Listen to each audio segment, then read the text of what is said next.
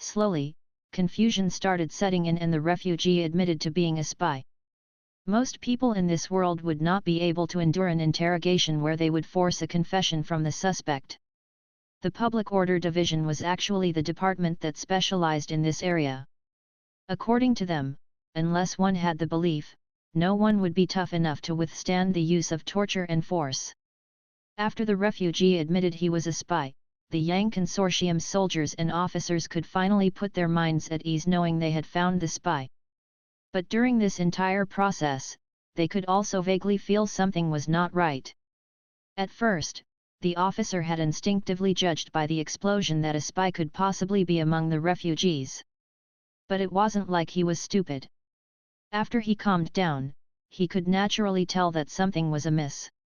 The officer asked, "But if the refugees were really spies, why would they blow themselves up? That doesn't make sense at all. Besides, spies shouldn't be gathering together like that." A soldier asked doubtfully, "Those refugees might have found something out about the spies' plan, so they got silenced." "That's very possible." The officer said, "I asked you to keep a close eye on Wang Fugui and the others. Did you notice anything about them yet? There's really something about them." The moment the soldier spoke about Yan Liuyuan and the others, he got excited. "I realized that there's something wrong with one of their members." "Who?" The officer looked over. "It's a refugee called Li Qingzheng." The soldier said excitedly, "Ha ha ha ha, he's too unlucky. Once he starts moving around, ha ha ha ha." The moment he started, he couldn't stop himself from laughing for more than 10 minutes. The officer's face darkened as he slapped the soldier. "Are you done laughing?" The soldier stopped laughing abruptly. He realized the officer was starting to get a little angry, so he quickly added, "This Li Qingzheng is really unlucky, but he's also very lucky at the same time. The unfortunate things that happen to him are trivial, but he always stumbles upon some food sources after suffering from his bad luck." This was not what the officer wanted to hear. There was already someone who inexplicably found a potato field anyway. Anything that happened in the wilderness wouldn't be considered strange. Then the officer asked, "Anyone else acting strangely in that group?" "Oh, yes." The soldier said, "The strange thing about them is that their group has a lot of injured people." "What's so strange about that?" the officer asked puzzledly. "Actually, there aren't that many injured people among the refugees at our campsite." The soldier explained, "That's because those who were injured back then could not get out of the stronghold. But as these people were quite united, they managed to bring all of their injured along and escaped. I've checked with the others. They said this group's members were already wounded when they left the stronghold. They took turns carrying the injured and ended up bringing them all the way here. That just means they've got a good relationship with each other in their group." The officer said, "I've heard that Ren Xiaosu's injuries are quite serious." The soldier said, "That's right. The doctor said he has fractures in more than a dozen places, and they're even comminuted fractures. He was previously in a coma until recently." "Wait." The officer was stunned. "Fractures in more than a dozen places? But there aren't any gunshots on his body. There's no signs of his hair being burnt or any other external injuries either, so how did those fractures come about?" The soldier was also taken aback. For fractures as serious as that without any signs of any external injuries, how could that be possible? "Go," the officer said, "check on the wounds of those people and see if they have any gunshot wounds. I want to reinterrogate that survivor. Bring him to me." As soon as he finished speaking, the soldier led a platoon over to Ren Xiaosu's group and pushed open the door to their barrack. Wang Fugui went up and tried to make conversation with them but got pushed away by a soldier. The soldiers came to the front of Wang Yuji and lifted his pants at the ankle, only to find some shallow bruises on his legs. There were still some wounds that were oozing blood. The soldier was taken aback and thought for a moment before getting someone to bring over a pen and paper. Then he said to Ren Xiaosu and the others, "Without communicating with each other, write down the reason for your injuries. In the end, after the 6 of them finished writing, including Ren Xiaosu, the soldier collected the paper and had a look at them. Although the descriptions were different, they all said they had been knocked down by other vehicles while trying to escape from the stronghold. The soldier frowned as he lifted Ren Xiaosu's shirt. However, he discovered that Ren Xiaosu's injuries were also mainly bruises and some external wounds. It just looked more serious than the injuries Wang Yuji and the others had. The soldier said nonchalantly, "So it was a car accident. Rest well then." With that said, he led his platoon away. Indeed, he had no other questions for them. Ren Xiaosu watched calmly as the soldiers left. Wang Yuji whispered, "Monitor, how did you know that they would come and check on our wounds?" Originally, Wang Yuji and the others had suffered gunshot wounds. But after using the black medicine, they recovered within 3 days, so the soldiers were unable to find anything suspicious. And the bruises on their bodies were purposely inflicted by Ren Xiaosu a few days ago, including those on his own. This was so that it would prevent anyone from suspecting them if they checked. Ren Xiaosu said, "I wasn't sure either. It was just a precaution." Wang Yuji and the others were stunned. They had thought that Ren Xiaosu was too cautious. 2 days ago, when Ren Xiaosu forged those injuries on himself, they were wondering if he had overthought things.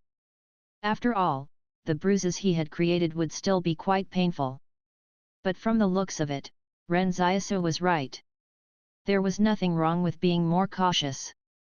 "Bro, they're starting to suspect us," Yan Liuyuan said in a low voice. Ren Xiaosu nodded. "It's not a big problem. Everything is still under control." At this moment, Ren Xiaosu gave a sigh.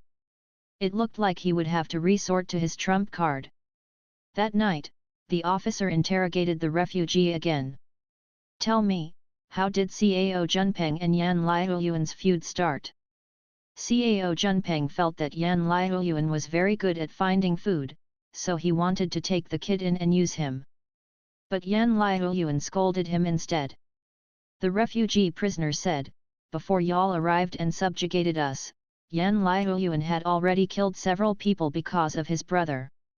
He was extremely ruthless and fierce, so Cao Junpeng decided that he would just kill the kid if he didn't want to join us." "Oh." The officer nodded. "Then something happened to you all that night?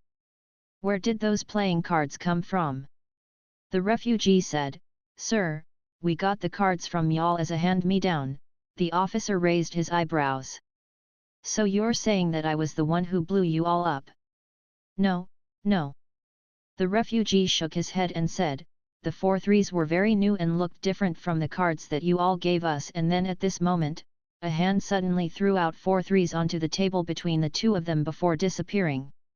The officer froze. "Were they cards like these?" The refugee hurriedly nodded. "Yes, yes, yes." The officer said, "Fuck."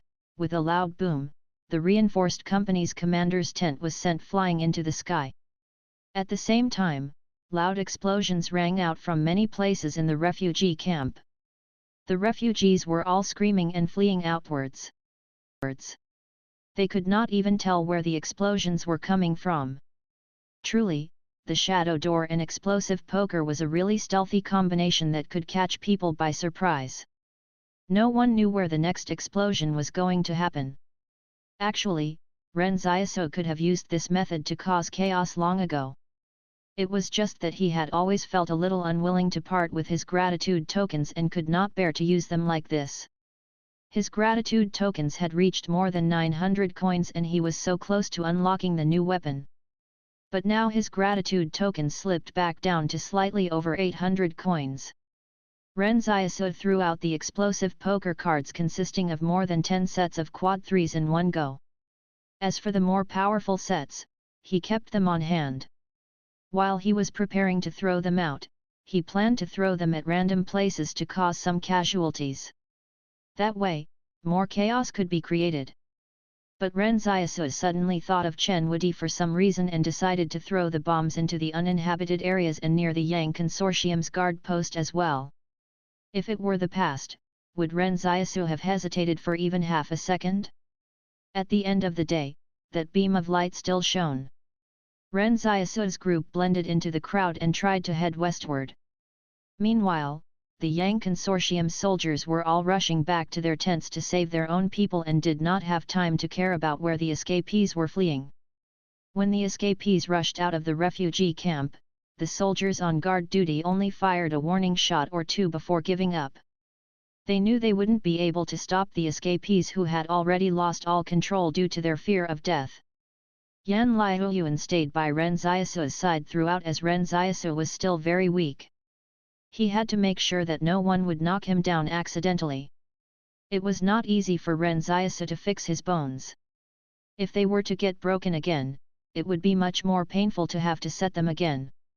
So whenever anyone came near to Ren Xiaosu, Yan Liuyuan would push them away. "Bro, where are we going?" Yan Liuyuan asked. "The forested mountains in the west." Ren Xiaosu said, "We will hide in the forest." But at this moment, engines roared from the south. Ren Xiaosu stopped in his tracks and looked in that direction to see dozens of military transport trucks returning from the front lines. This convoy was definitely not here for them. Although the soldiers had called for reinforcements after the explosions went off at the refugee camp, they couldn't have arrived this quickly no matter how well trained they were by the Yang Consortium. Hence, this was the Yang Consortium troops that were returning from the front lines of the battlefield. How damn unlucky! Ren Xiaosu sighed. He had wasted so many gratitude tokens just to create a chance for them to leave. But unfortunately, the plan did not go according to his wishes and he had to encounter the Yang Consortium troops who happened to be returning from the front lines. Ren Xiaosu turned around and led his group back since it would be impossible for them to go head-to-head against the Yang Consortium's combat troops. They noticed the convoy had discovered the chaos going on in the refugee camp, and their troops immediately split up into several groups to intercept the escapees from fleeing by stopping them in their tracks. These escapees were just like docile lambs that had been tamed. When they saw the shepherd arriving, they subconsciously obeyed him. The soldiers who jumped out of the vehicles forced the escapees back into their barracks with their guns. "Go back to your own barracks. Those who disobey orders will be executed." The escapees turned back. At this moment, they realized the explosions had stopped. An officer wearing the rank of lieutenant colonel said loudly, "Who's the one in charge of the refugee camp? Why was there a riot happening?" A soldier from the reinforced company ran out and reported, "Sir, I don't know what happened, but explosions suddenly went off everywhere in the refugee camp. The escapees were fleeing only because they got frightened. Our commander died in the line of duty." The lieutenant colonel was stunned. "Didn't you all make sure to seize all of their weapons? You should know that you'll have to be careful of spies mixed among these people, right? We made sure we seized all of their weapons, but we don't know where the bombs came from." The soldier replied, "I think there's something fishy about this. There was also an explosion I suspect has something to do with this matter." "Tell me what happened," the lieutenant colonel said. The escapees stood in a trance outside the barracks and listened to the exchange. There was dust everywhere in the refugee camp, and some of the barracks had caught fire. Fortunately, the distance between the barracks was not too close, so there wasn't too big of a fire. The soldier looked around and said, "There was a group of escapees who were suddenly blown up inside their barracks, so we were investigating their murderer. But in the end, even we got blown up as well. Although we don't know how they managed to do it, I can't help but feel that the two incidents are related." "Have you all identified any suspects?" the lieutenant colonel asked. "Yes." The soldier said, "We only got targeted after we started investigating this group of suspects." At this moment, Ren Xiaosu's nanomachines were buzzing in his body as he quickly prepared himself for a fight. If the situation really got out of hand, he would have to kill his way out. His life was saved by someone who gave up his, so no one was going to just take it away like that. Ren Xiaosu said, "Actually, this was my fault." Ren Xiaosu was good at self-reflection.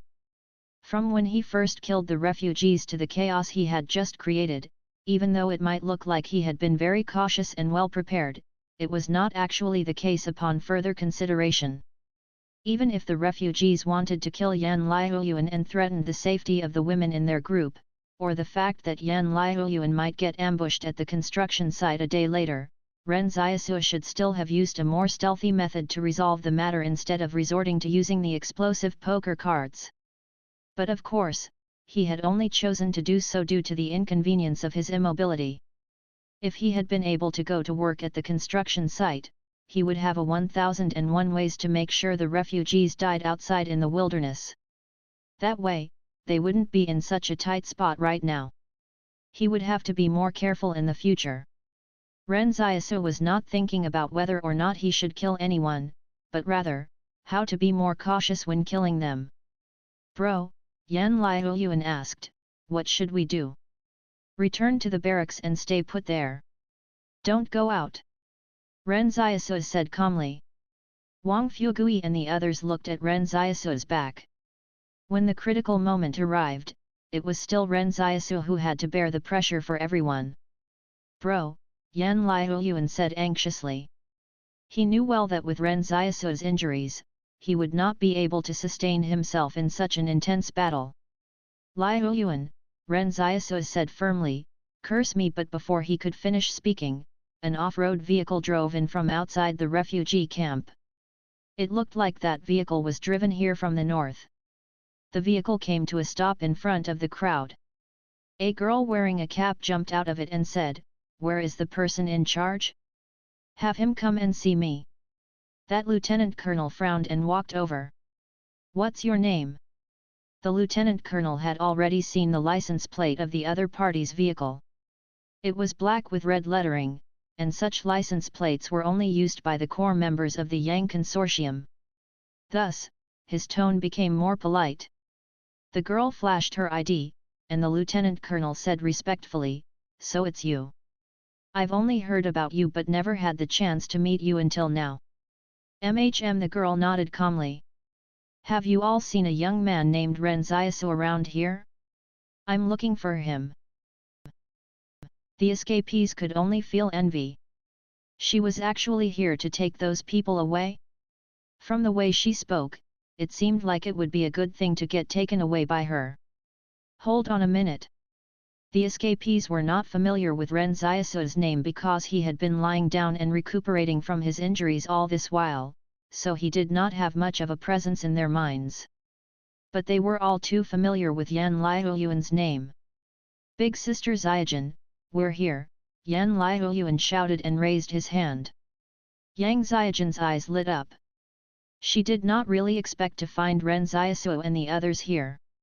Yang Xiaojin had no choice but to follow Luo Xinyu and leave the battlefield when she got surrounded by the experimentals in Stronghold 108. When she went back to look for Ren Xiaosu, she couldn't find him anymore. She didn't know where Ren Xiaosu and the others had fled to. After traveling north for some time, Yang Xiaojin was still indignant about the matter. When she heard that there was a refugee camp being built here, she decided to come over to try her luck. Ren Xiaosu looked at Yan Liuyuan and asked in a low voice, "You didn't make the wish or curse, right?" No. Yan Liuyuan shook his head. At a critical moment like this, Yang Xiaojin and Luo Xinyu suddenly arrived here after driving through the darkness of the night in an off-road vehicle. A lot of people were in between Ren Xiaosu and Yang Xiaojin. But when Yang Xiaojin walked over to Ren Xiaosu, the escapees parted like the sea. It was like this was a stage, and the two individuals at both ends of the stage were the stars of the night. Yang Xiaojin walked up to Ren Xiaosu and sized him up from top to toe. She was still wearing her cap as usual, and the form-fitting sports outfit remained unchanged as well. "You're injured." Ren Xiaosu nodded and said, "I accidentally took a blast from an RPG that was fired by the Li Consortium." The lieutenant colonel's jaw dropped. He thought to himself, "You must be bragging, right? How could anyone still be standing after taking damage from an RPG? Who do you think you are?" However, he reminded himself of Yang Xiaojin's identity, so Ren Xiaosu's account sounded somewhat understandable. Then Yang Xiaojun said to the lieutenant colonel, "I want to take these people away. Please process the paperwork." The lieutenant colonel said, "We're currently investigating a case of spying, and these people are the main suspects." Although he was very polite to Yang Xiaojun, business was still business. Yang Xiaojun calmly asked, "Are you implying that my friend is a spy? Then what does that make me? They're from the Yang Consortium as well. It's just that you don't know about it at your level. So are you still going to arrest them?" "I wouldn't dare." The lieutenant colonel's tone softened. He turned to the soldier beside him and said, "Release them." Ren Xiaosu gave a mental sigh. Well, it looked like he had gained yet another identity as part of the Yang Consortium. He had completed the full set. He reckoned that his identities were just like a top-secret file. In 50 years, when the confidential records of the Yang, Li, and Qing consortiums were declassified, everyone would definitely be astonished. Of course, the Li consortium wouldn't exist anymore by then. The nearby refugees were all shocked. Who was this big shot from the Yang consortium? Their jealousy of Ren Xiaosu was reaching a fever pitch. Weren't they all supposed to be refugees? So why had he suddenly become a core member of the Yang consortium? There was even a beautiful young lady who specially came to pick him up in the middle of the night. While they were fleeing, the escapees were already very jealous of Ren Xiaosu's group for having food to eat. Later on at the refugee camp, that jealousy was alleviated when they thought about how they were all fellow captives.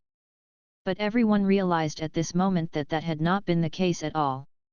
Yang Xiaojun counted the number of people in Ren Xiaosu's group and then said to the lieutenant colonel, "I'll be taking one of your transport trucks."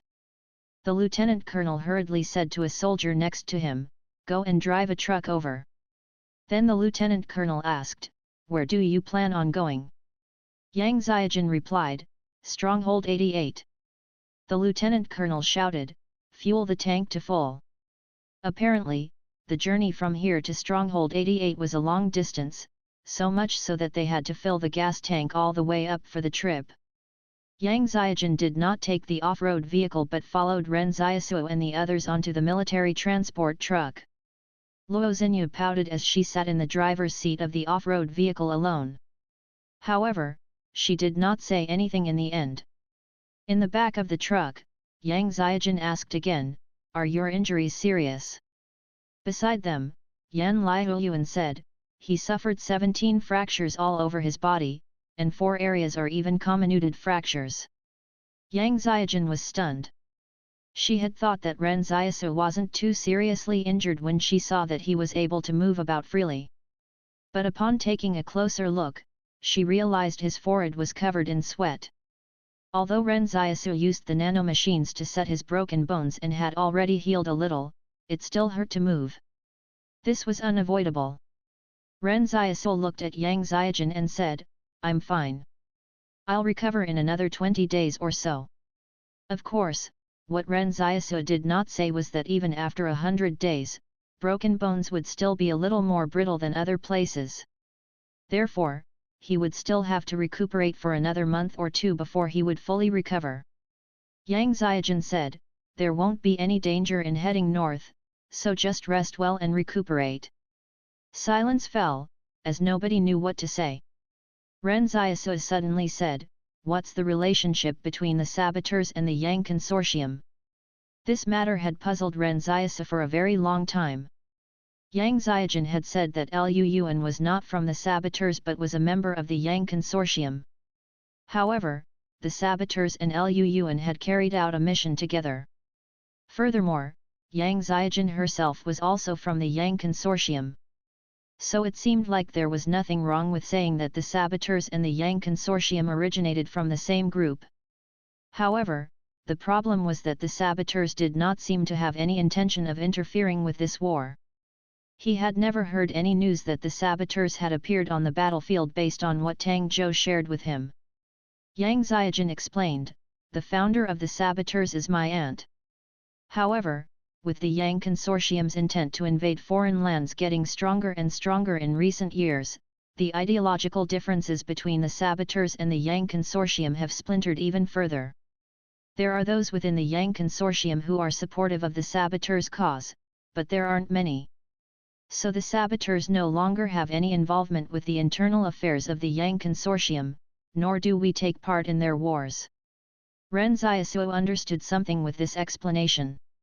The saboteurs had probably been set up after Yang Xiaojin's aunt became a supernatural being.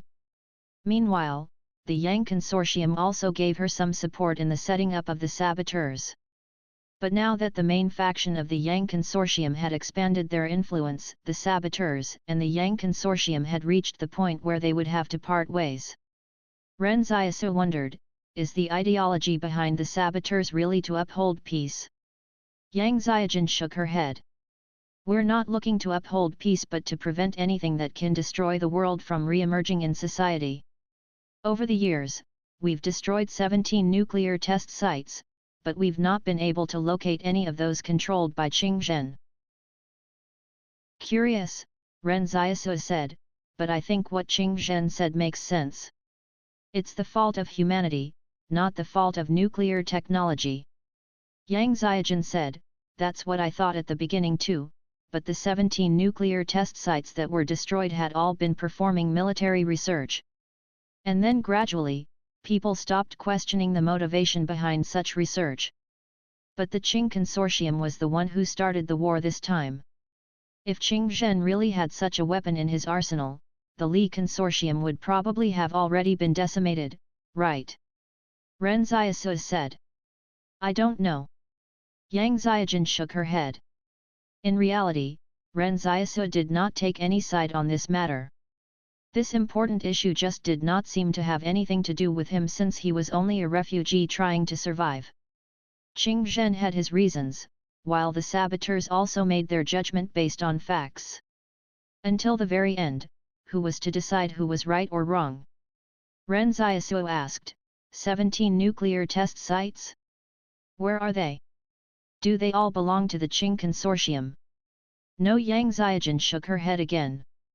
Actually, the main focus of the saboteurs' activities has already shifted to the Central Plains in recent years. The 17 nuclear test sites were also destroyed there. Very few members of the saboteurs are still in the southwest. It's a much bigger world over there in the Central Plains. Ren Xiaosu was stunned. This was the second time he heard others mention the term Central Plains. After the cataclysm, human society was kept within the strongholds while information and traffic flow got shut down. So ever since Ren Xiaosu was young, he had always thought that the world was only this big. In the northeast was the Qing Consortium, while the Yang Consortium was in the north, Stronghold 178 was in the northwest, and the Li Consortium was in the south. This used to be the entire world map that existed in Ren Xiaosu's mind. However, he later realized this was not the case. Zhang Jinglin had mentioned it before but did not get into a deep discussion about it. He only said that it would not be easy to get from the southwest to the Central Plains. After tectonic activity destroyed the roads and mountain paths and elevated entire territories, the events had formed into natural barriers for the southwest. Ren Xiaosu asked curiously, what do the Central Plains look like? Yang Xiaojin shook her head. I've never been there either. I heard from my aunt before that it's much more prosperous and glorious over there. There are even roads connecting the strongholds that allow residents to travel freely between them while some people drive to faraway places for vacation. The stronghold gates are kept open during the day and only close at night. She once said that Stronghold 1 is like a miracle of human civilization. When night falls, that place becomes a permanently lit galaxy. Do you want to go to the Central Plains? Ren Xiaosu asked. Yang Xiaojin looked at him and said, no. Ren Xiaosu was surprised. Based on what Yang Xiaojin had said earlier, the saboteurs' activities were localized to the Central Plains. Logically speaking, Yang Xiaojin would have to be there as well, so why didn't she go? Oh, right, Yang Xiaojin said, Luolan should be leaving Stronghold 88 soon. If everything goes well on our way there, you should still be in time to meet him. Luolan is leaving Stronghold 88 already. Ren Xiaosu was taken aback when he heard that. He knew from Tang Zhou that Luolan had been sent to Stronghold 88 by Qing Zhen and that this arrangement was due to the cooperation between the two organizations. As such, Luolan headed there as a representative of the Qing consortium. But now that Luolan was leaving, it meant that the cooperation between the two consortiums was about to end. After these two consortiums had weakened the Li consortium to a certain extent, the alliance between them would start losing meaning. At this moment, Luolan was instructing his subordinates to pack up their things in Stronghold 88. Be gentler, take good care when moving the items onto the vehicle. These are all souvenirs that I spent a lot of money on. If they break, you won't be able to compensate for them. The subordinate chuckled and said, Boss, are we going back now? Did Mr. Qing Zhen win? Listen to what you're saying. Luolan said with a smile, how can there be any battles that Qing Zhen can't win? Those old fogies from the Li consortium are doomed for sure. In this war, other than negotiating with the Yang consortium, Luolan had basically done nothing else. All he did was stay at the Yang consortium to eat and drink some more. Now that he was going back, he might even be able to make it in time for the final round of battles with the Li consortium. When he thought of this, Luolan became excited. For some reason, he liked fighting in battle a lot. Although fighting in battle meant hard days, and he would not get to eat or sleep well, he still liked it very much. But right at this moment, the sound of a car engine came from the streets of the stronghold. The soldiers beside Luolan wanted to pick up their weapons. However, Luolan waved his hand and said with a smile, don't worry, who would dare to touch us here in Stronghold 88? They're probably here to send us off. Then they saw 3 military transport trucks approaching them. When the convoy stopped in front of Luolan and the others, a large group of soldiers jumped out of the vehicle. Luolan mumbled, this doesn't look like a fucking send-off. As he said that, an officer came up to Luolan and calmly said, no one is to leave yet. Why's that? Luolan was taken aback. Has your Yang consortium gone crazy? It's not us who's crazy. The officer sneered and said, it's your Qing consortium that has gone crazy. Or, to be precise, Qing Zhen is the one who's gone crazy. What happened? Luolan frowned. We were supposed to attack the front line at Mount Guangying last night based on the agreement made between both us and the Qing consortium. However, when our Yang consortium arrived at the battlefield, the Qing consortium's troops suddenly retreated and left us to face the Li consortium's firepower alone. We suffered heavy casualties as a result. The officer sneered. Since you all can back out of an alliance, there won't be a need for you all to leave this place. Men, place them under house arrest and guard them 24/7. Luolan was taken aback. Is that news true? The officer said, it seems that your brother doesn't really care about your life. A group of soldiers raised their guns and forced Luolan and his men back into the house. Luolan raised his hands and said, don't push, don't push. We'll go in by ourselves. Everything can be talked about calmly. When he retreated into the house, his large body even crashed into the door as he stepped back inside. A soldier whispered to Luolan, Boss, has Mr. Qing Zhen given up on us? What a fucking load of bullshit. Luolan snapped, Qing Zhen would never do something like that. Then this is, the soldier said hesitantly. Luolan sighed and said, I'm afraid Qing Zhen is no longer the person with the final say in our military. Luolan understood Qing Zhen the best. He knew Qing Zhen would never walk out on him. In that case, there was only one possibility left, the person who made the decision to withdraw the troops was not Qing Zhen. Previously, the Qing consortium had not done anything to Qing Zhen because they were unwilling to accommodate any last-minute change in the military leadership so as not to delay their war opportunities. But now that the Li consortium had been defeated, Qing Zhen naturally was of no use anymore.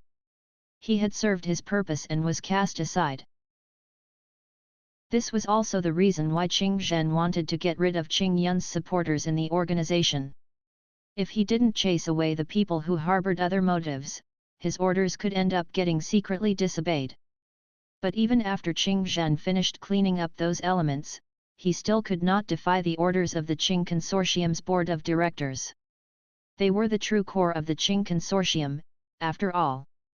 If they gave Qing Zhen more time, he might even be able to turn the entire frontline army into his own people. However, the Qing Consortium's board would definitely not give him that time. As a matter of fact, the timing of the board was just right. There would not be too much of an adverse effect if they changed the leadership at the front lines at this time.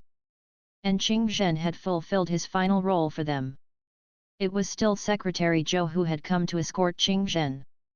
Secretary Zhou stood at the entrance of the camp while Qing Zhen turned around and looked at the snowy mountains behind him. Some of the soldiers wanted to stage a mutiny to save Qing Zhen, but they were stopped by him with a smile. "Don't be rash. Your families are still in the stronghold." This was also the reason why the board still had control over the military. If the entire military camp were to act rashly at this time, their families would probably die horrible deaths on that very night. So even though Qing Zhen had Qing Yun killed, the board remained fearless of him. In their opinion, Qing Zhen was not so charismatic that he could make these soldiers abandon their families and children. But even if he did, Qing Zhen would not allow it. It seemed like the board already had Qing Zhen in the palm of their hands. "Sir," an officer said, "let us return together with you." Qing Zhen was amused. "Don't be silly. Fight the war well with Qing Yi." "I'll still say the same thing, don't embarrass me." All the front-line troops had been taken control of by a commander named Qing Yi. This Qing Yi was also a core member of the Qing Consortium. However, as he had still been being groomed for a leadership post, the Qing Consortium had not really allowed him to step onto the battlefield yet. "What about Mr. Luo Lan? He's still at the Yang Consortium," the officer said. "Last night," Qing Zhen waved it off and said, "I'm already prepared for that, don't worry." After saying that, Qing Zhen followed Secretary Zhou into the car. Secretary Zhou ordered someone to put Qing Zhen in handcuffs. Qing Zhen smiled and said, "Are you that afraid of me? I'm not a supernatural being, so I won't do anything to you." Secretary Zhou snorted in disgust and did not say anything. This time, he had even brought along many troops with him to escort Qing Zhen. If Secretary Zhou had not been ordered by the board to come, he would not have been willing to come here and face Qing Zhen, to be honest. The previous time when Qing Zhen killed someone at the command center without warning seemed to have given him bad trauma. Secretary Zhou sat in the car and said calmly, "Qing Zhen, should I praise you for being smart? Or should I say that you're stupid?" Qing Zhen smiled. "What do you mean?" The driver in the car did not dare to even blink and just stared straight ahead at the road. Secretary Zhou said, "Well, you're really smart, there's no argument about that. A war that Qing Yun wasn't able to win was turned around the moment you joined forces with the Yang Consortium at the front lines and destroyed the Li Consortium. Even I admire you. You're truly a genius." Qing Zhen smiled. "You flatter me. But if I say that you're stupid, it's not wrong either. If you didn't attack the Li Consortium, the board wouldn't have dared to make their move on you so quickly. That's why you're only good at military affairs and don't know how to handle politics." Qing Zhen laughed and said, "Then is Secretary Zhou implying that I should have allowed the Li soldiers to live and made them into my own mercenary troops at the front line?" Secretary Zhou looked at the driver. "I didn't say that. Look at how cowardly you are. You dared to say that but you won't admit it." Qing Zhen said, "Even if I didn't attack the Li Consortium, they would have come and attacked us all the same. When that happens, would I have to sacrifice my troops' lives just to carry on with the act? That's something that I, Qing Zhen, cannot do.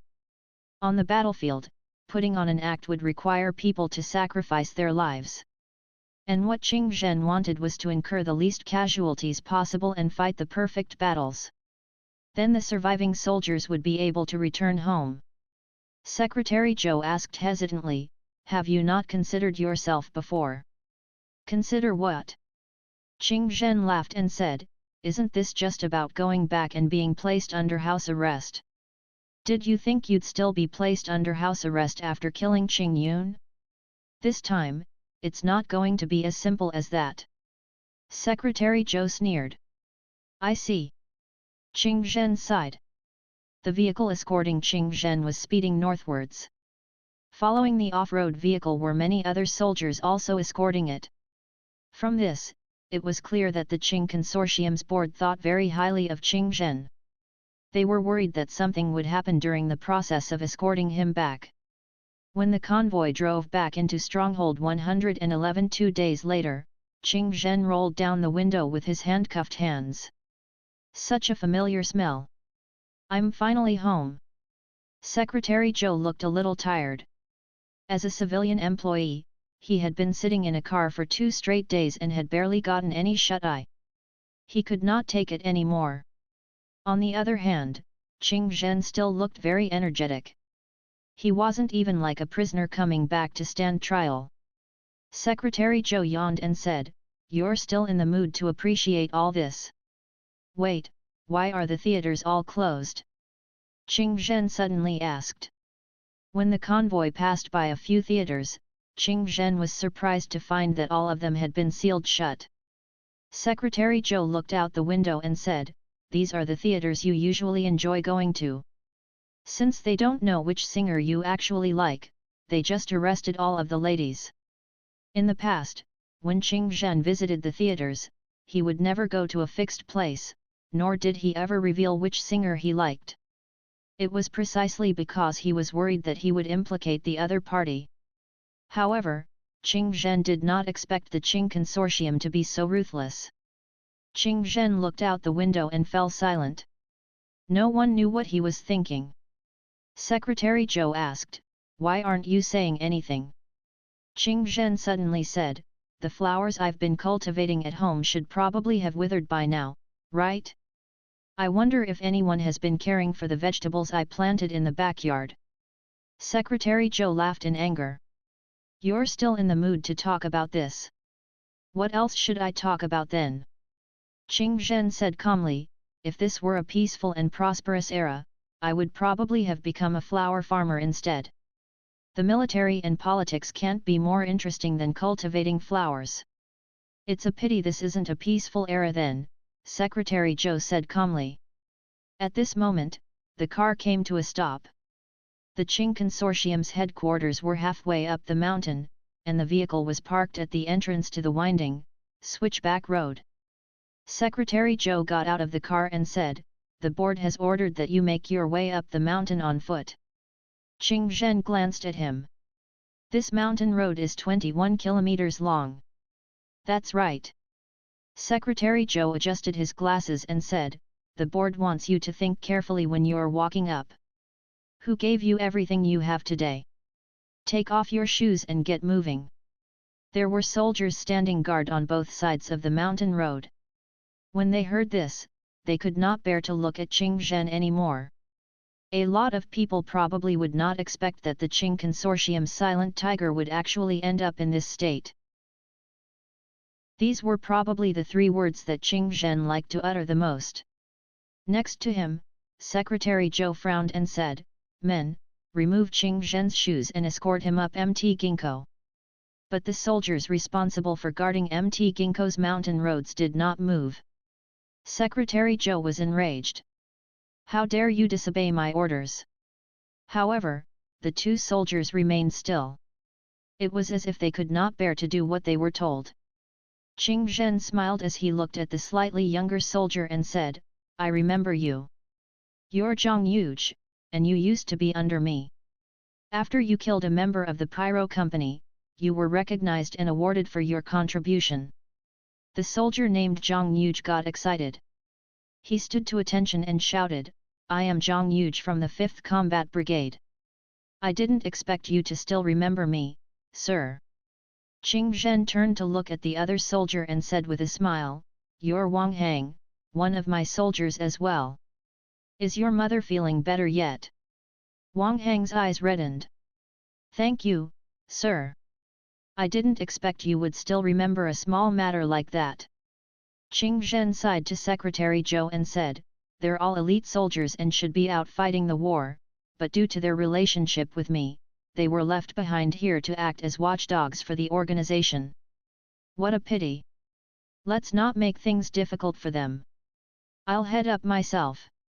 Secretary Zhou said coldly behind Qing Zhen, "Do you know that no shadows in the history of the Qing Consortium have ever acted like you? All of them have bowed their heads to the organization."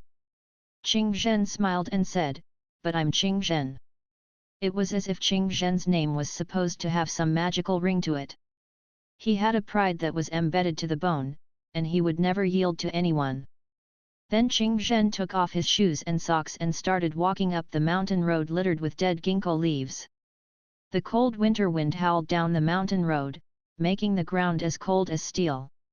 However, no one could see any pain or frustration on Qing Zhen's face.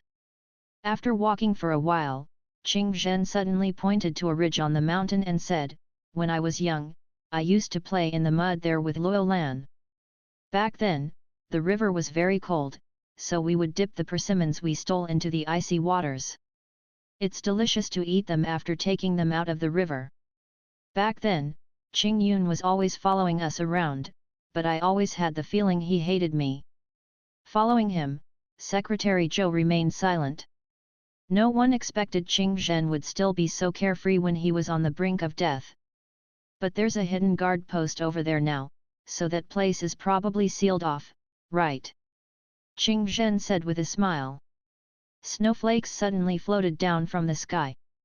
Qing Zhen's clean feet stepped on the thin layer of snow and left a line of footprints on the mountain road. At the beginning, the snow was white while the footprints were black.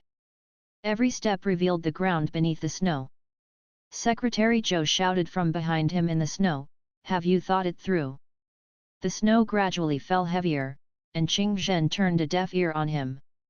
As he walked, the footprints in the snow on the mountain road started turning red. As he walked up step by step, it was as if he could not see the end of the road at all. However, Qing Zhen's posture was still straight. As Qing Zhen walked past the sentry guards along the way, they all turned away to look beyond the mountain. As he walked, Qing Zhen's feet numbed. He could not remember how far he had been walking. With every step he took, he seemed to be thinking about something. From beside him, Secretary Zhou suddenly asked, "Why did you withdraw the troops last night and leave the Yang Consortium hanging?" "Oh, you're talking about that," Qing Zhen said with a smile. Back then, Qing Yi clearly had not taken over the power of the military yet. "You clearly know that Luo Lan is still in the hands of the Yang Consortium." Secretary Zhou frowned and said, "The Yang Consortium must have placed Luo Lan under arrest now. A lot of people must also have caught wind of you being summoned back to Stronghold 111 by now, so they'll probably think it was Qing Yi's order to withdraw the troops." Qing Zhen laughed and said, "That's because I knew you all were gonna come after me." "What do you mean?" "When our father passed away, he insisted on having Luo Lan protect me. But you should also know what kind of person he is." Qing Zhen chuckled.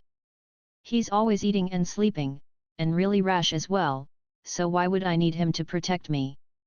It is likelier that I'd have to protect him instead." "So you allowed the Yang Consortium to arrest him then?" Secretary Zhou frowned and said. He actually did not understand the logic behind this, but Qing Zhen's planning had always been a little more effective than other people's. "If I didn't get someone else to arrest him, he would probably have rushed up MT Ginkgo to fight the old fogies." Qing Zhen sighed and said, "The Yang Consortium will not kill him. A fatty that's alive is worth more than a dead one. Before they get anything valuable out of him, the Yang Consortium won't take his life. It's better than having him come charging back here." "But they'll still kill him in the future," Secretary Zhou said calmly. "I've already prepared a way out for him," Qing Zhen said. Qing Zhen had turned on the alliance with the Yang Consortium, not for anything else, but so that he could make Luolan stay in Stronghold 88 and not come back here to die. That was because even Qing Zhen himself was not confident he could survive today. Qing Zhen stood barefooted near the cliff of the winding, switchback road and looked out at the drifting snow. He said, "That fool, Luolan, if I were to die today, he would definitely weep his heart out for me. Our damned old man always said that a family needs to be harmonious. We can only exist if our family remains around." Secretary Zhou asked, "Then why are you still going against the Qing clan's patriarch?" Qing Zhen looked at the mountains in the distance, having figured out something. He said, "Now that I think about it, our family consists only of Luolan and me. The others don't count." Then Qing Zhen turned back around and looked up in front of him. He suddenly laughed and said, "I didn't even notice, but we're almost there. Come on, let's go." Qing Zhen walked in front with Secretary Zhou asking loudly again from the back, "It's almost time. Have you seriously thought it through yet?" The snow fell heavy as the wind howled. Qing Zhen said softly in the snowstorm, "I've thought it over." In front of him, he could see the Qing Consortium's manor on the mountainside of Mt Ginkgo. This place was still as brightly lit as he remembered. Qing Zhen stood outside the Vermilion Gate and said with a smile, "Now that I think about it, I haven't been here but a few times." Secretary Zhou escorted him into the main lobby. Qing Zhen's feet left bloodstains on the clean and extravagant marble floor. The servants in the hallway remained silent, and no one dared to go over to clean off the bloodstains. Qing Zhen walked further inside. The door to the conference room was already open, and the Qing Consortium's board members were all seated inside. Qing Zhen walked down the long hallway and passed a long hall. He walked by himself in front while the others behind him followed from afar. Suddenly, someone realized that Qing Zhen's back had remained straight even until now. Not once did he ever slouch. When Qing Zhen walked into the conference room, he headed straight to the end of the table and sat down. There was no one next to Qing Zhen. All the members of the board were seated across from him, as though he were taking on the entire Qing Consortium. The elder in the seat of honor said calmly, "Do you know what you did wrong?" Qing Zhen also said calmly, "What wrong did I do?" The elder's eyes narrowed slightly. He never expected that the 21-kilometer-long mountain road would be unable to make Qing Zhen lower his head. Murder, mutiny, privately raising an army, and being disrespectful. The elder said, "All of these crimes are enough to sentence you to death." Qing Zhen asked, "And I must die for that?" "If you don't die, I will not be at ease." These words were the true thoughts of everyone on the Qing Consortium's board. This shadow who never respected the rules was starting to make them afraid. They had never been so afraid of a shadow before, so this shadow had to die. Qing Zhen's troops had already been disbanded.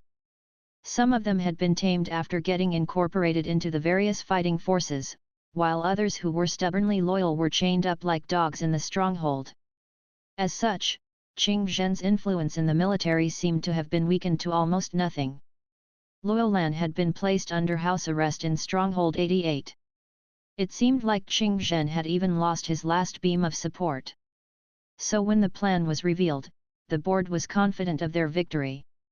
They were pulling out all stops to ensure Qing Zhen's death.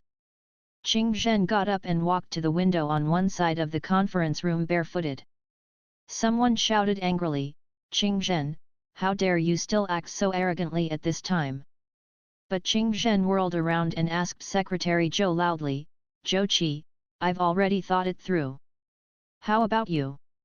While on the 21-kilometer-long mountain road, Secretary Zhou had asked Qing Zhen twice in a loud voice.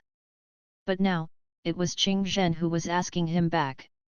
The world outside the floor-to-ceiling windows was vast and wide.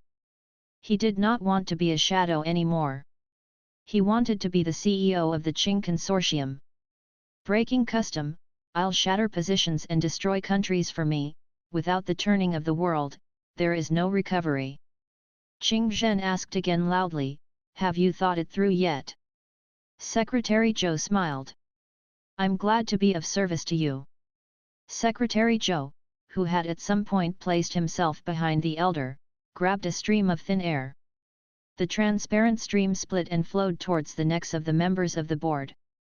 A cry of surprise from someone startled the security troops stationed outside the conference room, but Secretary Zhou was already prepared. The transparent stream further split itself and shot through the conference room's solid wood door. Screams came from outside and then it went silent. Continuous gunfire rang out on the mountainside as though to suggest an intense battle was taking place. At the foot of the mountain, the soldier named Zhang Yu shouted, "Everyone, today is the day we succeed." With that, a large group of soldiers emerged from the wilderness. Although he rushed up with them, the blood he spilled in battle flowed down the mountain road and melted away the thin layer of snow. Meanwhile, in Stronghold 111, the manhole covers on the street were suddenly pushed up as troops dressed in black rushed out and headed for all the key military zones in the stronghold. When they encountered the regular troops of the stronghold, this army dressed in black was surprisingly brave and fearless in battle. One of the soldiers in black sat down on the ground slowly after being shot. One of his comrades tried to help him up, only for him to grab his comrade's hand and say with a smile, "The day has finally arrived. Don't worry about me. Tell our commander that we've been waiting for this day for too long." Secretary Zhou smiled at Qing Zhen and said, "Was it because you weren't sure about me that you didn't want Luolan coming back here? We were friends who played in the mud together when we were young. You've made me really sad." On the mountainside, Qing Zhen had said he and Luolan used to play in the mud next to the river and ate frozen persimmons. But what he didn't say was that Zhou Qi was also among those that played together with them. Many people thought that Secretary Zhou had always treated Qing Zhen as a thorn in his side. This was also why the Qing Consortium's board liked to get Secretary Zhou to target Qing Zhen. However, Qing Zhen and Zhou Qi had never been on bad terms. In the early years, they already had thoughts of changing the world. After being questioned by Zhou Qi, Qing Zhen also smiled. "I really was a little worried about you. After all, when you were young, a fortune teller once said you had rebelliousness written in your stars." Zhou Qi choked. "Fuck that bullshit." The previously cultured and respectable Secretary Zhou suddenly did not look that cultured and respectable anymore. The elder in the conference room said coldly, "Aren't you afraid that Qing Yi will deploy the troops back here and kill you?" Qing Zhen said, "What a coincidence. Qing Yi is also one of mine. What do we do now?" Zhou Qi asked. "We've revolted, so we can't leave any loose ends." Qing Zhen said, "Just kill them all. I was planning on making them walk that 21-kilometer-long road in the snow. But now that I think about it, there's no need to be angry with them anymore. Victors should be magnanimous." As soon as he finished speaking, the fluid rope on the necks of the board members tightened. They were shackled to death. Zhou Qi looked at Qing Zhen, who was standing in a trance by the window, and asked, "What are you thinking about?" Qing Zhen came back to his senses.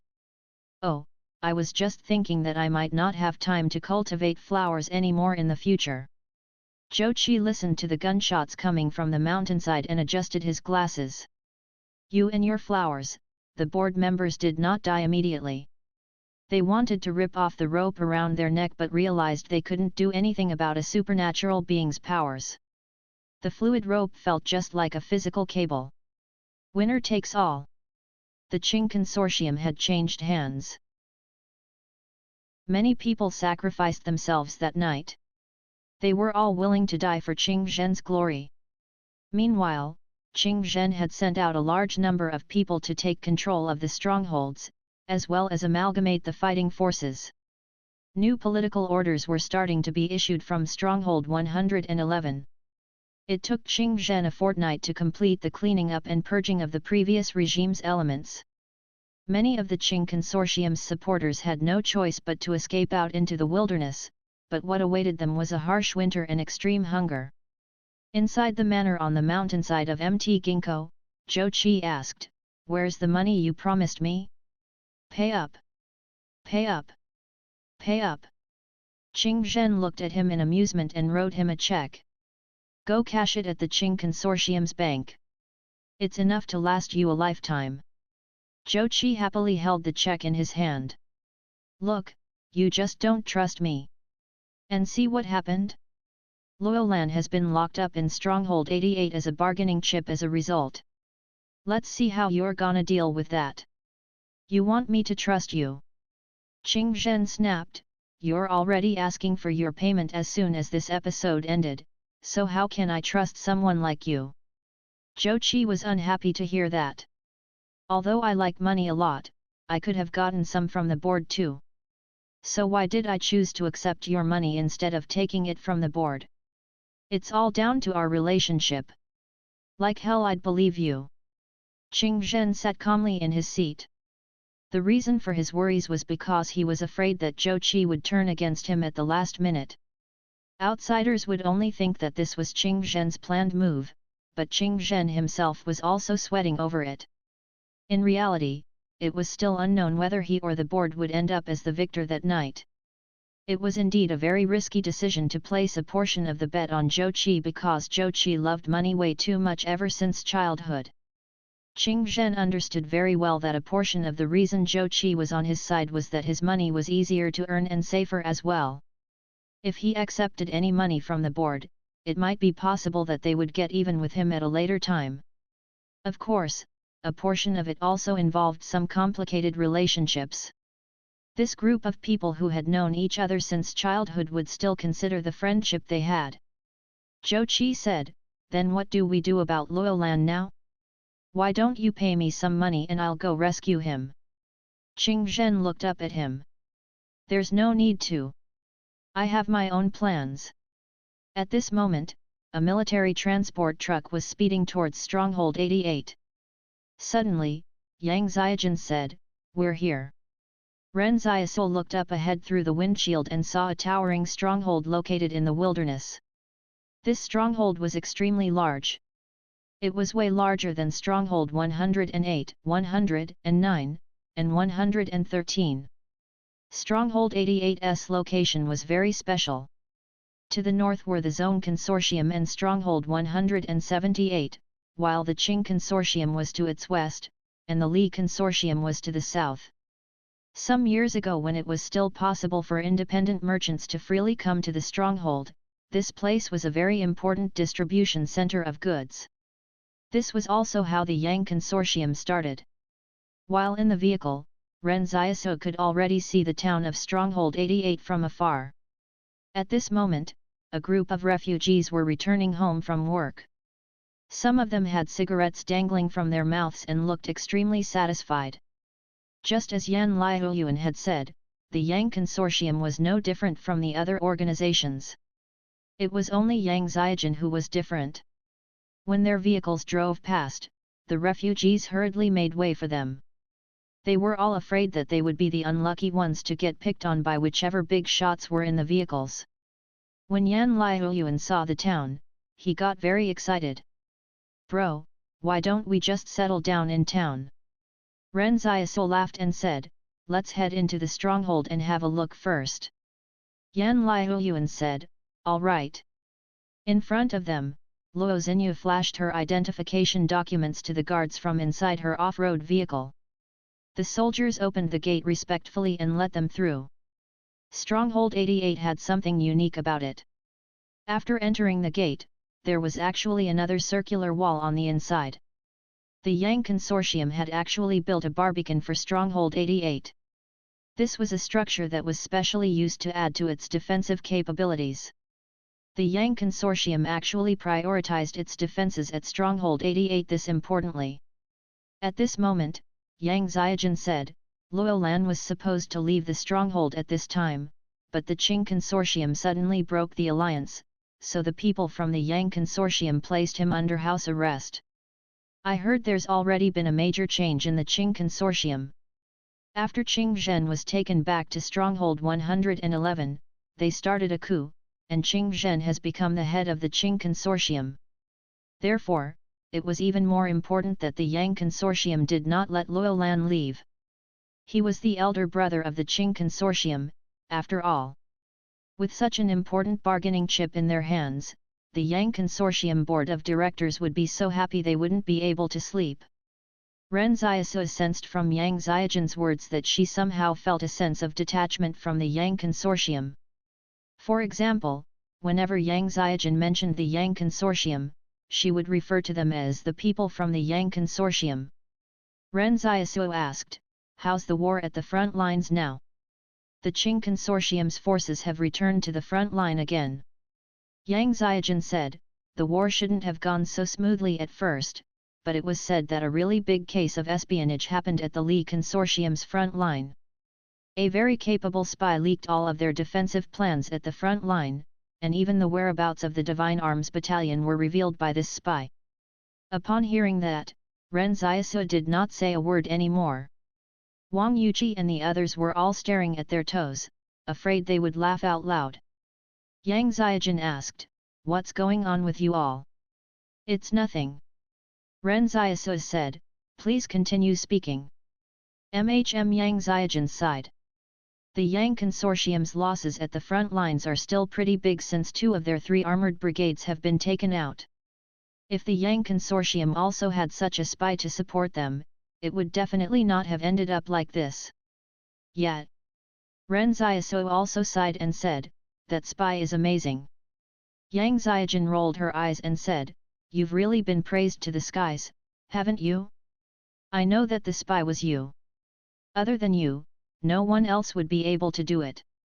The place I've arranged for you guys to stay at is right next to Luolan's house. That's where the Yang Consortium hosts their foreign guests. The condition of the place is still pretty good. If you guys have any other requests, you can ask me." Ren Xiaosu thought for a moment. "Is there a university in Stronghold 88? "Yes." Yang Xiaojin nodded. "Why? Are you guys thinking of attending university?" Ren Xiaosu had been thinking about something all this while. He wanted Wang Yuji and the others to further their studies so that they could perfect the armor. The armor he was using now was a little unfashionable, be it its appearance or structure, so it still needed to be improved upon. Wang Yuji and the others had said they could try to improve on it, but some things were easier to imagine than to do. Therefore, Wang Yuji and the others needed to further their studies a little. Ren Xiaosu estimated they would have to stay at Stronghold 88 for at least a few years before considering their future plans. So, instead of wasting time, they might as well start preparing for it now. If the shield he had formed with the nano-armor had a better shock-absorbing mechanism, it could have led to a vastly different outcome. Wang Yuji asked, "Monitor, aren't you also going to attend university?" Ren Xiaosu hesitated for a moment before saying, "You guys can attend first." Although he was very eager to learn, he knew what he was capable of. Even if he studied with all his might for the 3 remaining months until the exams, it would be impossible for him to qualify for university. Unless he grind his quests every day after getting into the stronghold and got his hands on more basic skill duplication scrolls, he would not be able to copy Yang Xiaojin's knowledge of mathematics, physics, and chemistry. When Ren Xiaosu thought of those messed up skills that Yang Xiaojin had, he felt that it would definitely be a tedious process. Suddenly, Ren Xiaosu noticed a gold shop on the side of the street in the stronghold and wondered if the Li and Qing currencies had also depreciated here. If that were the case, he could do that thing again. Even though he could not spend it outside, he could still keep it and use it to pay for items from the palace in the future. Along the way, Ren Xiaosu heard the clacking of mahjong tiles being shuffled coming from the buildings next to the street. He was stunned. "What's that sound?" Yang Xiaojin replied, "Oh, they're playing mahjong. There's that many people playing mahjong." Ren Xiaosu was surprised. When they arrived at the place Yang Xiaojin had prepared for them, she excused herself as she had a lot of matters to deal with after being away from the stronghold for so long. Before she left, Yang Xiaojin said, "Please bear with this place for the time being. I'll help you get another residence as soon as possible." Ren Xiaosu was quite satisfied when he saw the house came with a yard. "It's fine. I find it pretty nice here. As soon as Ren Xiaosu and the others entered the yard, they saw Luo Lan's large head peeking out over the wall and observing them secretly. Ren Xiaosu was tickled. What are you doing? Luo Lan exclaimed when he realized it was Ren Xiaosu. You all got arrested too. Ren Xiaosu said calmly, you've misunderstood. We aren't in the same situation as you. Someone was even whispering behind the wall, boss, who did you see? Can we also take a look? Luo Lan snapped, what's there to look at? Keep holding me up. Boss, you're really too heavy. Ren Xiaosu's eyes twitched a little. So Luo Lan was able to lean over the wall because he had someone holding him up. However, it seemed that Luo Lan and his men were still in quite a good state of mind. Ren Xiaosu asked, aren't you being confined right now? But you don't look depressed at all. Luo Lan said without a care, the Yang Consortium won't do anything to me. A fatty that's alive is worth more than a dead one. Besides, I'm used to being confined because of Stronghold 111. You sound rather optimistic.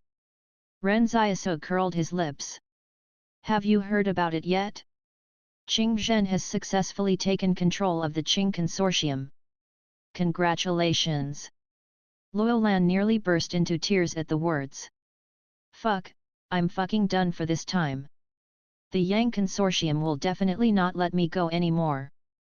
In an instant, Luo Lan understood his value. As the elder brother of the Qing Consortium CEO, he would probably be worth more than a stronghold. Thinking of this, Luo Lan even started feeling a little excited for some reason. Had he really become this valuable? Come, lift me up a little higher. Luo Lan said to the people below him, let me go to the yard next door to catch up with brother Xiaosu. Ren Xiaosu pressed Luo Lan's head down and refused to let him come over.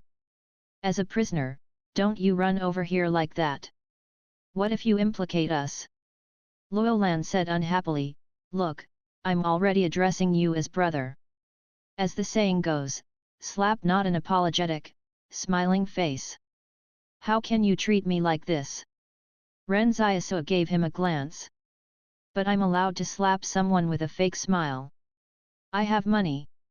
Luo Lan shouted. It was only then that Ren Xiaosu let go of his hand. It's not about the money. I just wanted to invite you over. Then Ren Xiaosu watched Luo Lan climb over the wall in the yard clumsily. If he didn't catch him from below, Luo Lan would have probably crashed to the ground. Ren Xiaosu asked, since you can freely come into the yard next door, why didn't you just make your escape from there? The people who originally stayed here at your place were plainclothes cops instructed to keep watch on me. Luo Lan dusted off the dirt on his backside and said, I didn't know why they left this morning, so I leaned over the wall to have a look. But that doesn't mean that they aren't keeping watch on me anymore. The entire street is filled with the Yang Consortium's plainclothes cops. If I take a step out of here, I'll probably get turned into Swiss cheese. Ren Xiaosu was stunned. So that was what happened. In the morning, someone even specially came over to clean the house for you all, Luo Lan said as he paced around the yard. When he saw the female students standing behind Zhang Wu, he couldn't take his eyes off them. Beautiful ladies, let me introduce myself. My name is Luo Lan, and I'm the elder brother of the Qing Consortium's current CEO. But at this moment, no one really wanted to bother with him. Ren Xiaosu was also considering their current situation. Since the entire street was under the Yang Consortium's surveillance, why did Yang Xiaojin bring them here? Was it because she was left with no other choice, or did she want to place them under surveillance as well? Did Yang Xiaojin know about this? Wait a minute. It was no wonder Yang Xiaojin told them to bear with this place for the time being before she left. She must have known about this matter as well, but it was just that she could not do anything about it. It seemed that the conflict between the saboteurs and the Yang Consortium had already affected Yang Xiaojin's status in the Yang Consortium. Yan Liuyuan whispered next to him, an organization's attitude will not be changed just because of Big Sister Xiaojin alone. So, Bro, have you thought about what we'll be facing next? Ren Xiaosu patted his head and said with a smile, it'll be fine. When I recover, the Yang Consortium won't be able to stop us. When the time comes, we'll head to the north to become bandits. I heard that the area between the Yang Consortium, the Zone Consortium, and Stronghold 178 is an unincorporated zone. Ren Xiaosu was right about that. Even Su Xianchu had encountered the bandits that tried to attack him when he was on his way to Stronghold 178. The bandits had ties with the Zone Consortium when free trade was still active some years ago. Some of them were even the Zone Consortium's own regular troops in disguise, also they could plunder and steal goods. But over the years, the Zone Consortium had raised a tiger that brought them calamity. Many of the bandits got out of control and lived their carefree and comfortable lives in the unincorporated zone. Ren Xiaosu thought that living in a place without rules could actually be quite good, and that he should be able to gain a foothold there with his skills. Therefore, he would stay in the stronghold for the next few days to recuperate and observe the situation.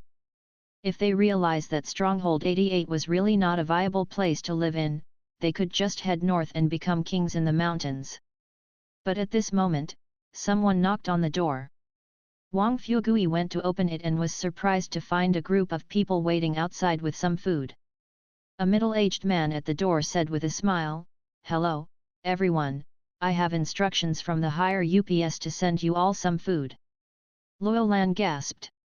Why was the difference in treatment so great? Luolan stopped yelling when he saw them leaving. Then he took a closer look at the food delivered by them. Wow, these are ingredients for hot pot. The beef slices are already marinated, the tripe is served on ice, and there's even a broth. Ren Xiaosu and the others looked at each other. They had also eaten hot pot before, but they never really had any meat dishes in the past. The refugees would always have their hot pot in a 9-sectioned pot. In this case, the 9 grids were not used for separating the ingredients while cooking, but rather because everyone was poor.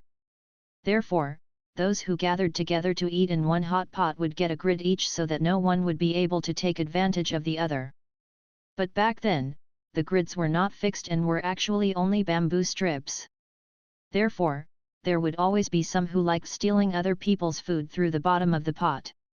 Even though there were plainclothes cops outside keeping watch, they were finally able to get some good rest now that they had arrived at this new place. Besides, they even got food delivered to them. Just as Ren Xiaosu had said, the most important thing for them now was to wait for him to recover rather than cause any further trouble. Several tables had been set up in the spacious yard that had 3 entrances. Up to 100 people could sleep in here. 30 people could easily live here. When the broth in the hot pot started boiling, Luolan said as he started eating, "Did Yang Xiaojin get you all into Stronghold 88? Why didn't you head to the Qing Consortium's territory to look for my brother instead? Why should we go to the Qing Consortium?" Ren Xiaosu glanced at him. "Your Qing Consortium is in utter chaos at the moment. We might even get implicated if we head there.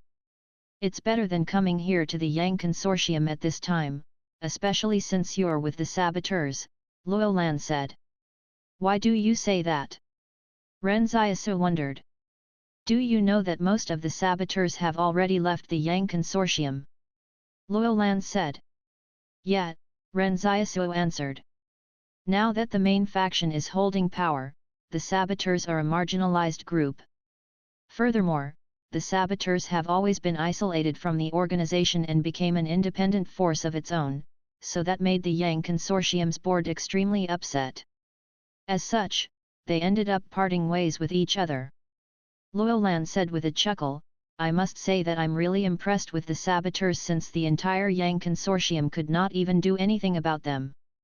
This is something that can only be done by a group of supernatural beings. You're still praising them when the saboteurs are trying to destroy your nuclear test site." Ren Xiaosu said. "Hehe, there's no contradiction at all." Luolan laughed and said, "I'm just telling the truth. I don't have to belittle others to make myself look good. Besides, they won't be able to find our site. No one can find it. All right. Only now did Ren Xiaosu realize the saboteurs were actually disliked within the Yang Consortium. By the way, how are you going to leave the Yang Consortium? They probably won't let you go anymore, right? Luolan suddenly changed the subject. Ha ha ha, have some tripe. You know, there's a particular way to eat tripe. I'll teach you, after you dip it into the broth. But Ren Xiaosu suddenly grabbed Luolan's wrist tightly. There's no need to teach me. You've already taught us using half a plate of tripe.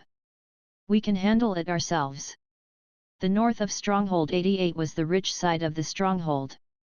The entire area was covered in greenery, a stretch of garden manors. In a 3,210 square meter villa, servants were bustling in and out of the dining room. 2 steel knives with jewels mounted in their hilts were hanging from the wall in the dining room. They looked extremely valuable.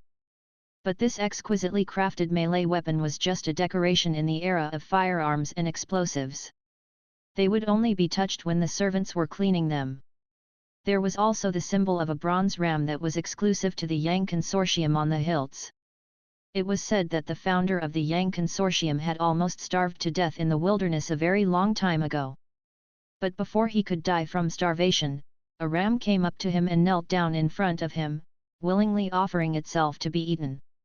If Ren Xiaosu learned about this story, he would probably flip the table.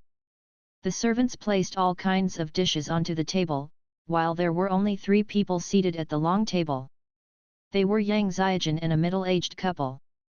The middle-aged man rolled up the sleeves of his white shirt and said, "Xiaojun, I heard that you brought some refugees back." Yang Xiaojun stayed silent for a moment before answering, "That's right, third uncle. It's not a good habit to be making friends with refugees." Yang Xiaojun's third uncle picked up his chopsticks. The class of a person's friend determines the class of said person as well. You're allowed to go outside because we don't have to worry about you and so that you can broaden your horizons. But don't let yourself get carried away, and don't you pick up those bad habits from your aunt either. Yang Xiaojun said calmly, "They're different." Currently, the head of the Yang Consortium's board was very old. So half of the organization's affairs had been handed over to Yang Xiaojun's third uncle, Yang Yuan. The woman seated across from Yang Xiaojun said, "Your third uncle is also doing this for your own good. If your parents were still around, they would say the same too. Refugees aren't educated, and they don't have any manners. There are also no topics in common to discuss when dining together. Therefore, it's better not to have any close interactions with them. If you want to help them, you should just offer them an appropriate amount of help." When the woman said to offer help to the refugees, her expression looked like she meant it as performing charity. To Yang Xiaojun, she somehow felt that the vision of her third uncle, Yang Yuan, and her third aunt, Meng Rong, was still stuck at the level of normal people. However, this world had changed. The quality and strength displayed by that young man had already surpassed most supernatural beings. However, that was not the most important issue here. Yang Xiaojun put her chopsticks down. "I'm full. I still have some important matters to discuss with you." Yang Yuan said, "Currently, there shouldn't be any issues with the battles at the front lines. The opponent we're facing next will be the Qing Consortium. Qing Zhen is an ambitious man, so it's not a good thing for our Yang Consortium that he succeeded in seizing power. Have the saboteurs located the Qing Consortium's test site yet?" No. Yang Xiaojun shook her head. "But I doubt they'll resort to using that kind of weapon in this war. We still have to guard against it nonetheless," Yang Yuan said. Currently, the Yang Consortium still supported some of the saboteurs' activities. Actually, the reason he was willing to let Yang Xiaojun go out previously was that he was hoping that the saboteurs could locate the Qing Consortium's test site so they could destroy the last unknown factor of their expansion plans. Yang Yuan continued, "There'll be a lengthy conflict with the Qing Consortium in the future, so we should also plan ahead and make the Zone Consortium in the north our ally before the Qing Consortium does so. On one hand, it will help cover our rear. On the other hand, our combined forces will act as a deterrent to the Qing consortium. It's not only him who can form alliances. Our Yang consortium is capable of that as well. Yang Ziajin looked at Yang Yuan. Third uncle, what are you getting at? Someone from the Zone consortium will be arriving in a few days. I want you to go and welcome them, Yang Yuan said. Yang Yuan's evaluation of the Zone consortium was that they were ambitious but did not have the ability to support it. This was also the reason why the Zone consortium kept getting ideas of infiltrating into Stronghold 178.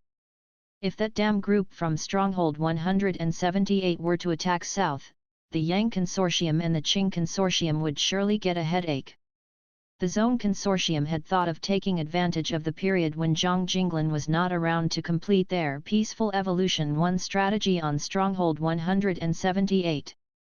However, they underestimated the belief of that damn group of people from Stronghold 178. After Zhang Jinglin returned to Stronghold 178, all of the plans the Zone consortium made over a decade went up in smoke. At that moment, everyone realized Stronghold 178 had borne the name of Zhang all this while. If Yang Yuan were aware of the friendship between Ren Xiaosu and Zhang Jinglin, he would probably treat Ren Xiaosu as an honored guest immediately. That was the most terrifying power in the northwestern borders. They were all brave warriors shaped by the harsh environment who were not afraid of death. But it wasn't only Yang Yuan who was unaware of that. Even Ren Xiaosu did not know who exactly Zhang Jinglin was. But he had never thought of relying on him either, even handing the recommendation letter from him to Su Xianchu. At this moment, Yang Yuan said, "The young man from the Zone consortium who will be coming is called Zong Cheng, and he's in charge of the Zone consortium's defensive strategies. Although he's very young, he already commands an important position. We're getting old, and the world belongs to the younger generation now. I heard that a young officer named Su Xianchu has also risen through the ranks at Stronghold 178 recently, and he's highly regarded by Zhang Jinglin. I find the name quite familiar. Isn't he that Su Xianchu you've crossed paths with before? Do you know him well?" Yang Ziajin was stunned. She was not on familiar terms with Su Xianchu. Instead, it was Ren Xiaosu who had a great relationship with Su Xianchu. All of a sudden, Yang Ziajin found it a little funny. How did the currently famous figures at Stronghold 178, people like Zhang Jinglin and Su Xianchu, have such a close friendship with Ren Xiaosu? Thinking of this, Yang Ziajin felt that Stronghold 178 also seemed to have become a little bit closer to her for some reason. Yang Ziajin said, "I don't know him well. We've traveled together before, but I'm not really friends with him." Yang Yuan said, "You should still be friends. From now on, you can work on forming a relationship with Stronghold 178. If we can get their support, even Qing Zhen will have to back off." Yang Ziajin did not say anything. Stronghold 178 would never be willing to deal with the interior organizations. The people from Stronghold 178 were bloodthirsty, so if the Yang consortium really wanted to get close with Stronghold 178, she would probably need Ren Xiaosu to show up in order to deal with them. Then Yang Yuan continued, "That Zong Cheng is about the same age as you, and I heard he's also a supernatural being. This will be a great opportunity." It was evident what he meant. Yang Ziajin frowned. When her third aunt, Meng Rong, noticed, she said, "Don't you try to snipe him on the road. The last time, you..." Yang Ziajin's fine eyebrows hidden under the shadow of her cap raised slightly. "All right, I understand." It was the next morning when Yang Ziajin came to Ren Xiaosu and his group's residence again. When Yan Liuyuan heard the sound of knocking on the door, he knew it had to be Ziajin. As it turned out, it was her. Ren Xiaosu was squatting on the ground and brushing his teeth. He spat out a mouthful of toothpaste and said with a smile, "You're here this early?" Yang Ziajin got straight to the point. "I'm afraid that Wang Yuji and the others won't be able to sit for the entrance exams. Yesterday afternoon, she contacted the relevant departments about this matter. But when her third uncle heard about it, he immediately stopped her. Ren Xiaosu asked, "Was there a problem?" "It's because you guys aren't residents of the stronghold," Yang Xiaojun said in a low voice. "Furthermore, the university is conducting some confidential research. So you aren't allowed to get involved." To put it simply, they were not from the Yang Consortium, and neither did the Yang Consortium have any intention of letting them become one of their own. That was because Yang Yuan did not like refugees and did not think they could be useful. However, Ren Xiaosu did not dwell on this matter. He asked again, "What about Liu Yuan and Dalong? They'll only be attending junior high." Yan Liu Yuan stepped forward. "But I'm not a stronghold resident either." Yang Xiaojun smiled and said, "Both of them can attend school, and enrollment has already been handled as well." Yan Liuyuan and Wang Dalong nearly cried upon hearing that. "We really aren't residents of the stronghold. We're just refugees. Refugees do not deserve to attend school." "All right, that's enough, you two." Ren Xiaosu looked at them in amusement. "You're just going there to gain knowledge and learn how to solve problems. You're making it sound like you're going to jail. Stop crying about it already." "But even though Wang Yuqi and the others aren't allowed to sit for the entrance exams, I still made library cards for you all. There's a library at the center of the stronghold where you can borrow books," Yang Xiaojun said. Wang Yuqi was stunned. "We can do that." "Yes, you can," Yang Xiaojun said with a nod. As civilization progressed, a lot of people abandoned the pursuit of knowledge. However, some people were still determined to fill in the missing gaps. Human technology had never been completely lost, but that only referred to the overall state of technology. A portion of it had still been lost with time. As such, the current developmental direction of technology varied greatly from the times before the cataclysm. This was not determined by what humans needed but on what kind of technology was left behind and what resources were suitable for development. Someone once found a research laboratory of a civilization from before the cataclysm, and the information found there had been auctioned at a certain stronghold in the Central Plains. The price it was sold at was unbelievably astronomical. And how did civilization pass on its legacies? It depended on words and symbols passed down in writing. Although the various organizations also had their own libraries, one had to be of a certain status to use them. When Wang Yuqi and the other students attended school in the stronghold, they were not allowed to enter the library because they were not qualified. Thinking about it, Yang Xiaojun must have spent quite a bit of effort to help them apply for the library cards. Ren Xiaosu was very happy. "Okay, it's not a bad idea to go to the library to study by yourself. Thanks a bunch." Yang Xiaojun looked at Ren Xiaosu. "Is there anything else you need?" Ren Xiaosu thought carefully and said, "Are there any teachers in this stronghold who teach hand-to-hand combat? I would like to learn it systematically." In the past, Ren Xiaosu had always fought ruthlessly in the wilderness by relying on his instincts he had achieved after long periods of training. Whether it was power generation or hitting weak spots, all of that was slowly accumulated through experience. So his martial skill had always remained at the intermediate level as he only relied on his ferocity. Yang Xiaojun thought for a moment. "I'll think of something." Next to them, Yan Liuyuan suddenly realized that as long as it was Ren Xiaosu's request, Yang Xiaojun would not reject it. He knew Ren Xiaosu had saved Yang Xiaojun's life before, so it seemed to make sense to think that way. Suddenly, Yang Xiaojun said, "There's something. What is it?" Ren Xiaosu asked. "People from the Zone Consortium in the north might be coming to Stronghold 88 soon. Can you come with me to welcome them when they get here?" Yang Xiaojun asked. "Okay."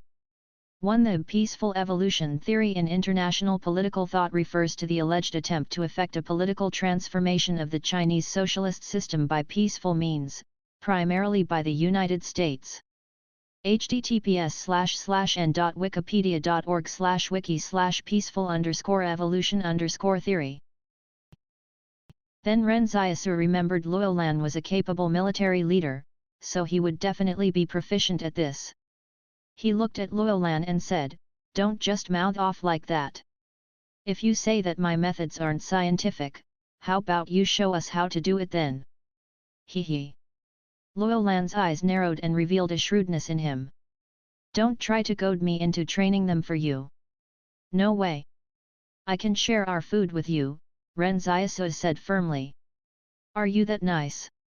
Luolan didn't quite believe it. The difference in their meals had become apparent.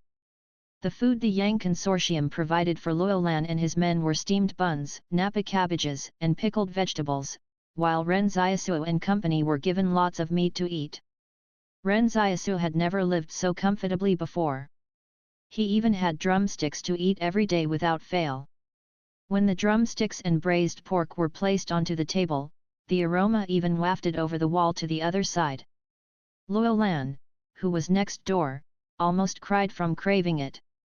Ren Xiaosu said, "You are responsible for drawing up training plans for them and supervising their training. Then you and your men can come over and eat together every day." There were only 4 people next door, including Luolan himself. Fatty Luo had come here as the representative of the Qing Consortium for negotiations, so he could not bring too many people with him.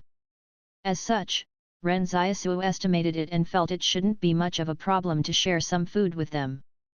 Luolan rubbed his hands gleefully and said, "I feel so bad about it, but I'm not doing this for your food. As the elder brother of the Qing Consortium CEO, would I lack that little bit of food? I just wanted to help you all because I thought your training plan was not methodical at all." "Yes, yes, yes, you're absolutely right," Ren Xiaosu said as he did not have time to argue with him. "But I'm a little curious. What are you training them for?" Luolan asked. "If you're not planning on letting them join the military, this strength training won't be useful for them at all. Without a proper system to train in, an individual's strength will never be able to stand up to a supernatural being's strength." Ren Xiaosu ignored him. He couldn't possibly say it was so Wang Yuji and the others could take more nanomachines into their bodies in the future, right? Indeed, the significance of their training would not be that great if they didn't have the nanomachines. But the reason why Ren Xiaosu made them train was so they could gain better control of the nanomachines in the future. They would have to at least reduce the delay to less than 0.1 seconds so they could become combat effective. If he had the support of 8 nano-soldiers, it would be a considerable level of combat strength. Besides, there would be more than 8 of them if he included Yan Liuyuan, Li Qingzheng, and the others. Even the female students were starting to train themselves spontaneously. Initially, Ren Xiaosu had not planned to let the female students participate in battle. But after going through so much hardship, they had also grown up a lot. As for where the nanomachines would come from, Ren Xiaosu would have to find a way to get them. Wasn't the Yang Consortium manufacturing nanomachines as well? Since the palace could reset the Li Consortium's nanomachines, it could definitely reset the Yang Consortium ones as well. Ren Xiaosu, who had been completely set free, would head to the library every morning. The first time he arrived at the entrance of the library, he realized it was not open yet. It wasn't until 10 a.m. that he finally saw a middle-aged man with unkempt hair arrive. When the man saw Ren Xiaosu waiting at the entrance, he was taken aback. "You're here to read?" "That's right." Ren Xiaosu nodded. "Doesn't the sign here state that the library opens at 8:30 a.m.? "Oh." The man said, "People usually only start coming in the afternoon, and there are very few visitors to the library as well. So it doesn't really matter if I come in a little late. How about this? If you come early in the future, call me in advance and I'll be here to open the door for you." Then the uncle wrote a string of numbers for Ren Xiaosu. It was his home telephone number. Ren Xiaosu was a little puzzled. Why was this so different from what Wang Yuji had described? It seemed like anyone could just walk in and read whatever books they wanted with the library's current level of security. Was there even a need for a library card? Meanwhile, the man wondered where this kid had come from. Did he suddenly vow to study hard now that it was winter break, in the hopes he could strive to become a useful pillar of the stronghold in the future? His enthusiasm would probably subside after a few days, right? This was what happened to his neighbor's child. During the holidays, he would come up with plenty of lesson plans for himself. If everything proceeded according to plan, the child would definitely become an academic expert of his generation and contribute to humanity's improvement. However, a plan was ultimately just a plan. When the library was first built, the Yang Consortium would even deploy soldiers to guard it. This was to prevent people from stealing the books. But later on, they realized the stronghold residents were not even interested in reading books after they graduated from high school. On the contrary, when a small-time celebrity released a new song in the stronghold, swarms of people would gather to attend the press conference. With time, only a middle-aged man was left here to look after the library. The next day, Ren Xiaosu woke up at 7 a.m. and gave the man a call to have him open the library so as to prevent yesterday's situation from happening again.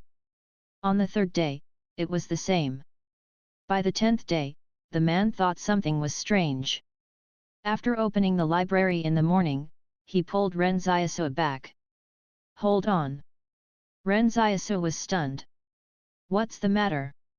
The man, who had dark eye circles after playing mahjong all night, sucked his teeth and said, "You've been coming here every day. Don't you need to rest? It's not like reading books makes me tired." Ren Xiaosu was confused. "So why would I need to rest? I'll be honest with you," the man said, "it wasn't easy for me to save up some money to buy this job in the civil service. I heard that a librarian's job is easy, and I wouldn't have to work from dawn till dusk. But since you arrived, it feels like I have to slog as hard as I used to 10 years ago." Ren Xiaosu looked at Anyukian with surprise. "Then what can I do?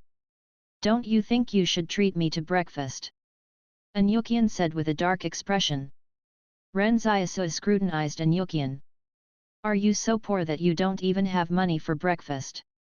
"Ha ha ha," Anyukian laughed long and hard. "Kid, how dare you say I don't have enough money for breakfast? Although, you couldn't be more right about that." Ren Xiaosu slapped a 10 yuan bill into Anyukian's hand. "Go and eat breakfast. I won't join you since I still have a lot of books I want to read." Wang Yuji and the other students would come to the library every afternoon to study from 1 to 6 p.m. Since they could not borrow the books out of the library, they could only read them here. Ren Xiaosu felt he was worse at studying than Wang Yuji and the other students, so he had to spend twice as much time trying to make up for it. When Anyukian returned to the library after breakfast, he deliberately went to check on Ren Xiaosu. In the huge library, Ren Xiaosu was the only person sitting quietly at a table.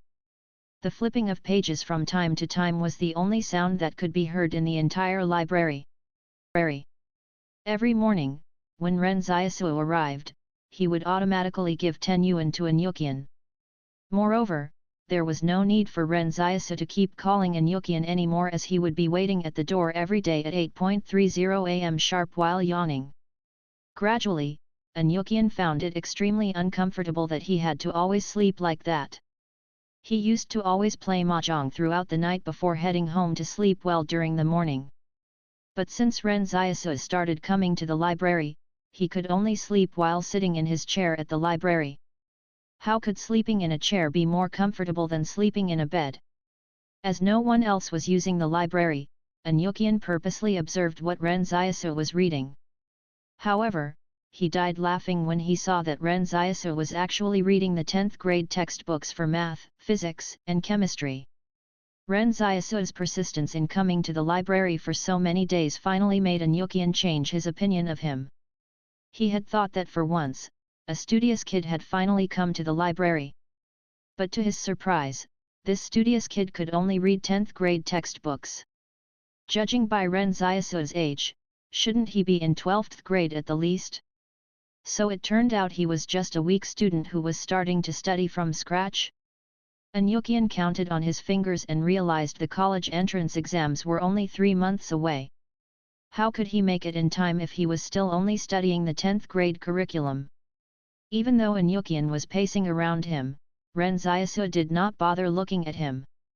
Anyukian could not help saying, "Isn't it a little too late to study now? The college entrance exams are only 3 months away." Ren Xiaosu looked up at him. "I'm not sitting for the entrance exams." "You're not sitting for the entrance exams? Then why are you studying 10th grade math, physics, and chemistry?" Anyukian asked in surprise. "Shouldn't you start working at a factory after you graduate from high school? What's the point of learning all this stuff? Knowledge will always be useful, and whatever I learn belongs to me," Ren Xiaosu said calmly. Anyukian shrugged and turned around. "Just don't forget to pay for my breakfast every morning. If not for you, I wouldn't need to eat breakfast. This expenditure is incurred only because of you." "Okay," Ren Xiaosu said. However, Anyukian suddenly realized that other than Ren Xiaosu, there was another group of students who came to study in the afternoon. There were over 20 male and female students, and they had been sitting in the library all afternoon for several days in a row. Even though there were also others who came to study in the afternoon, it would not be so frequent and scheduled. Furthermore, their numbers were always the same. This group of students actually sat next to Ren Xiaosu in an organized and disciplined manner. After waking up in the afternoon, Anyukian got closer to have a look and realized Wang Yuji and the others were reading books related to mechanical engineering. This topic exceeded the syllabus of high school. When the library was about to close, Wang Yuji suddenly said to Ren Xiaosu, "Monitor, should we go home now since it's closing time?" Anyukian was stunned. The young man who paid for his breakfast every day was actually the class monitor of this group of students. These normal students were learning knowledge beyond their years while the monitor was still studying 10th grade textbooks. What sort of nonsensical crap was this? Ren Xiaosu took a look at the sky and said, "Y'all can head back first. I wanna read a little while longer." "Hey!" Anyukian could not sit still anymore. "Don Cha know it's time for me to leave too." "I'll give you 50 yuan, Ren Xiaosu said without even raising his head.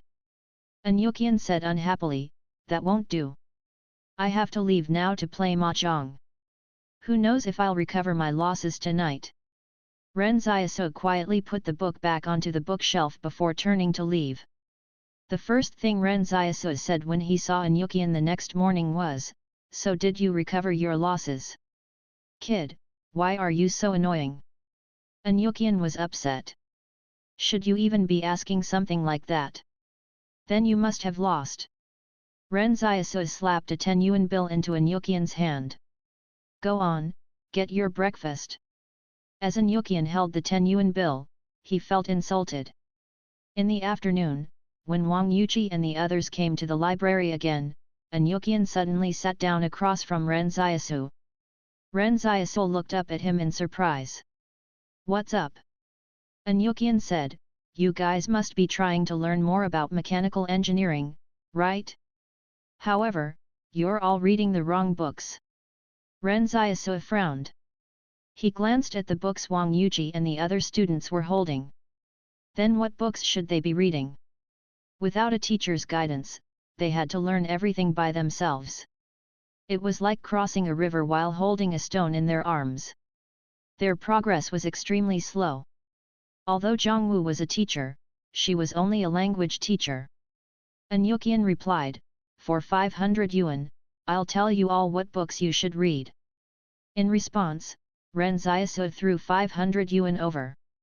Wang Yuji whispered from beside him, "Monitor, why do I get the feeling that he's a scammer?" Ren Xiaosu shook his head. "A scammer can't possibly not even have any money for breakfast." Anyukian wanted to curse out loud. Ren Xiaosu was insinuating that he was not even qualified to be a scammer. Anyukian said with a sneer, "If you want to properly study mechanical engineering, don't try to run before you learn how to walk. You have to first learn math and physics." Ren Xiaosu leaned back in his chair and listened quietly. Meanwhile, Wang Yuji and the others opened their notebooks and were preparing to take notes. I suggest you all first read Chen Jixiu's mathematical analysis as an introduction, then learn linear algebra. You won't have learned enough about this topic in high school. There's no need to read general physics. Anyukian threw a book onto the table. Just read the Feynman lectures on physics. True analysis. Forget it, you don't have to read that yet. As for the methods of mathematical physics, you can have a look at Wang Dexin's books. All the books cover real functions, special functions, equations, and so on. There isn't much of a difference between them. You should also read up on thermodynamics. Anyukian kept talking for half an hour. Ren Xiaosu started to get the feeling that it would take several years to learn everything. But at this moment, Anyukian smacked his lips and said, "And that's just the beginning. If you really want to gain a deeper understanding of mechanical engineering, you're all seriously lacking."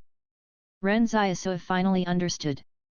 So this guy was just rambling and trying to let off some steam.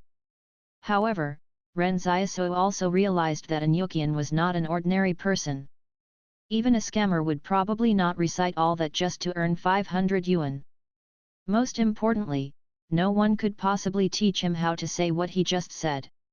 Ren Xiaosu looked at Anyukian and said, "If you teach them, I'll pay you 500 yuan for each lesson."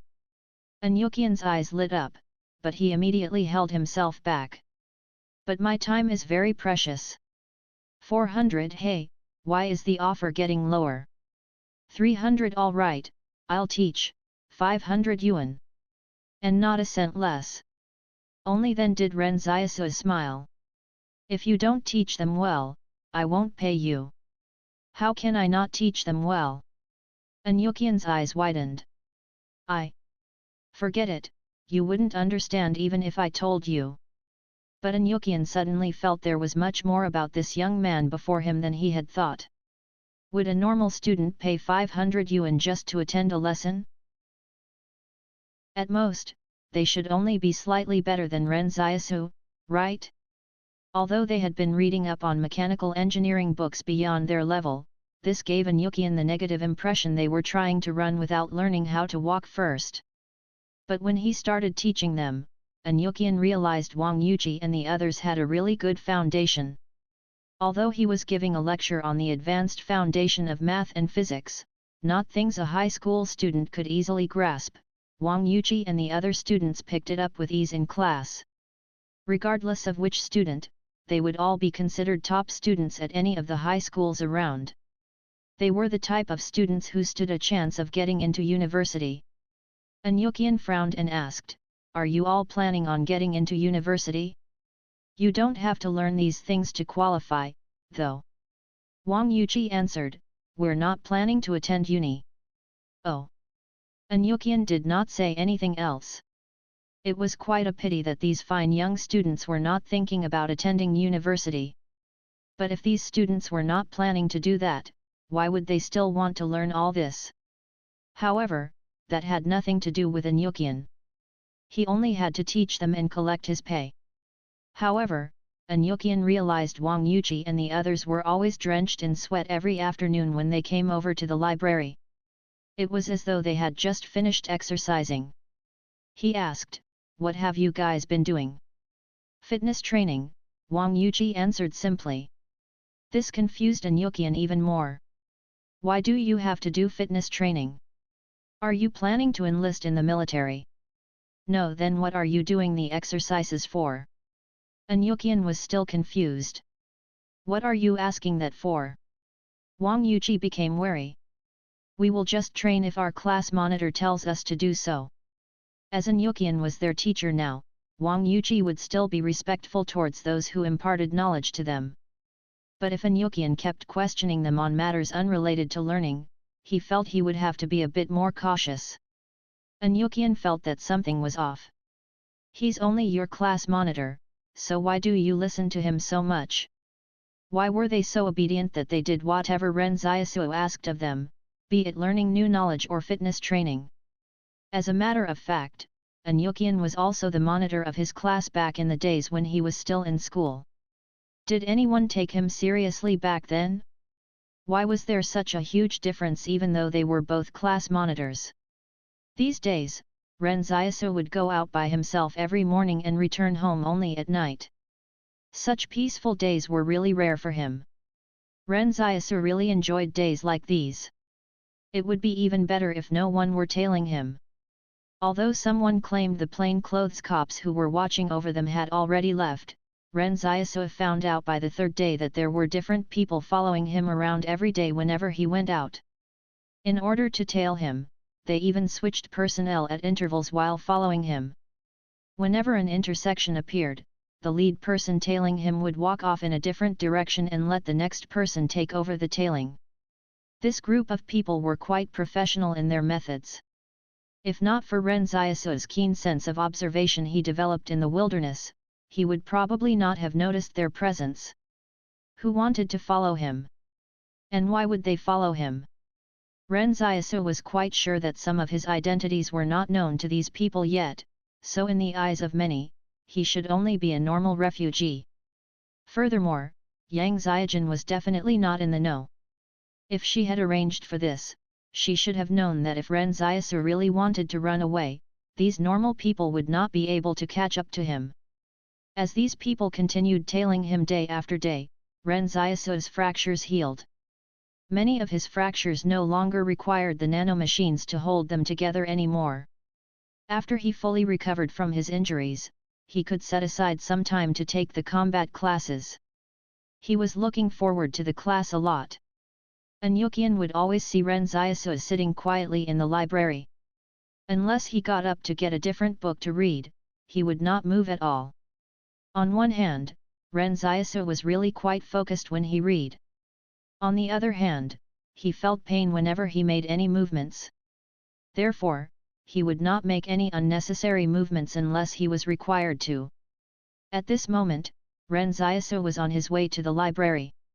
He didn't plan to alert the people who were keeping watch on him. Although he did not know what their motives were, it would be best to let them think that he was just a normal person. Zhang Jinglan had offered him a little tip about what to do when he suspected he was being followed. In that scenario, he should stop and look at his watch. When he did that, the person tailing him would also subconsciously take a look at their own watch. But Ren Xiaosu did not do so because he did not have a watch. In the Yang Consortium's manner, Yang Yuan was carefully going through a document. As he was a little nearsighted, he would put on his glasses whenever he went through any documents. But he did not usually wear glasses when he was outside. That was because his nearsightedness was not particularly severe. It was probably only in the range of 200 to 300 degrees. At this moment, a housekeeper came in and said, "Sir, someone from the intelligence service is here to see you."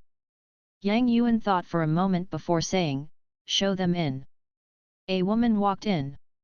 She was very young and probably only in her early 20s. She wasn't particularly beautiful, but she had an air of elegance to her. Ignoring her identity as a secret agent, she would look just like any other young woman with a charming demeanor if she were out on the streets.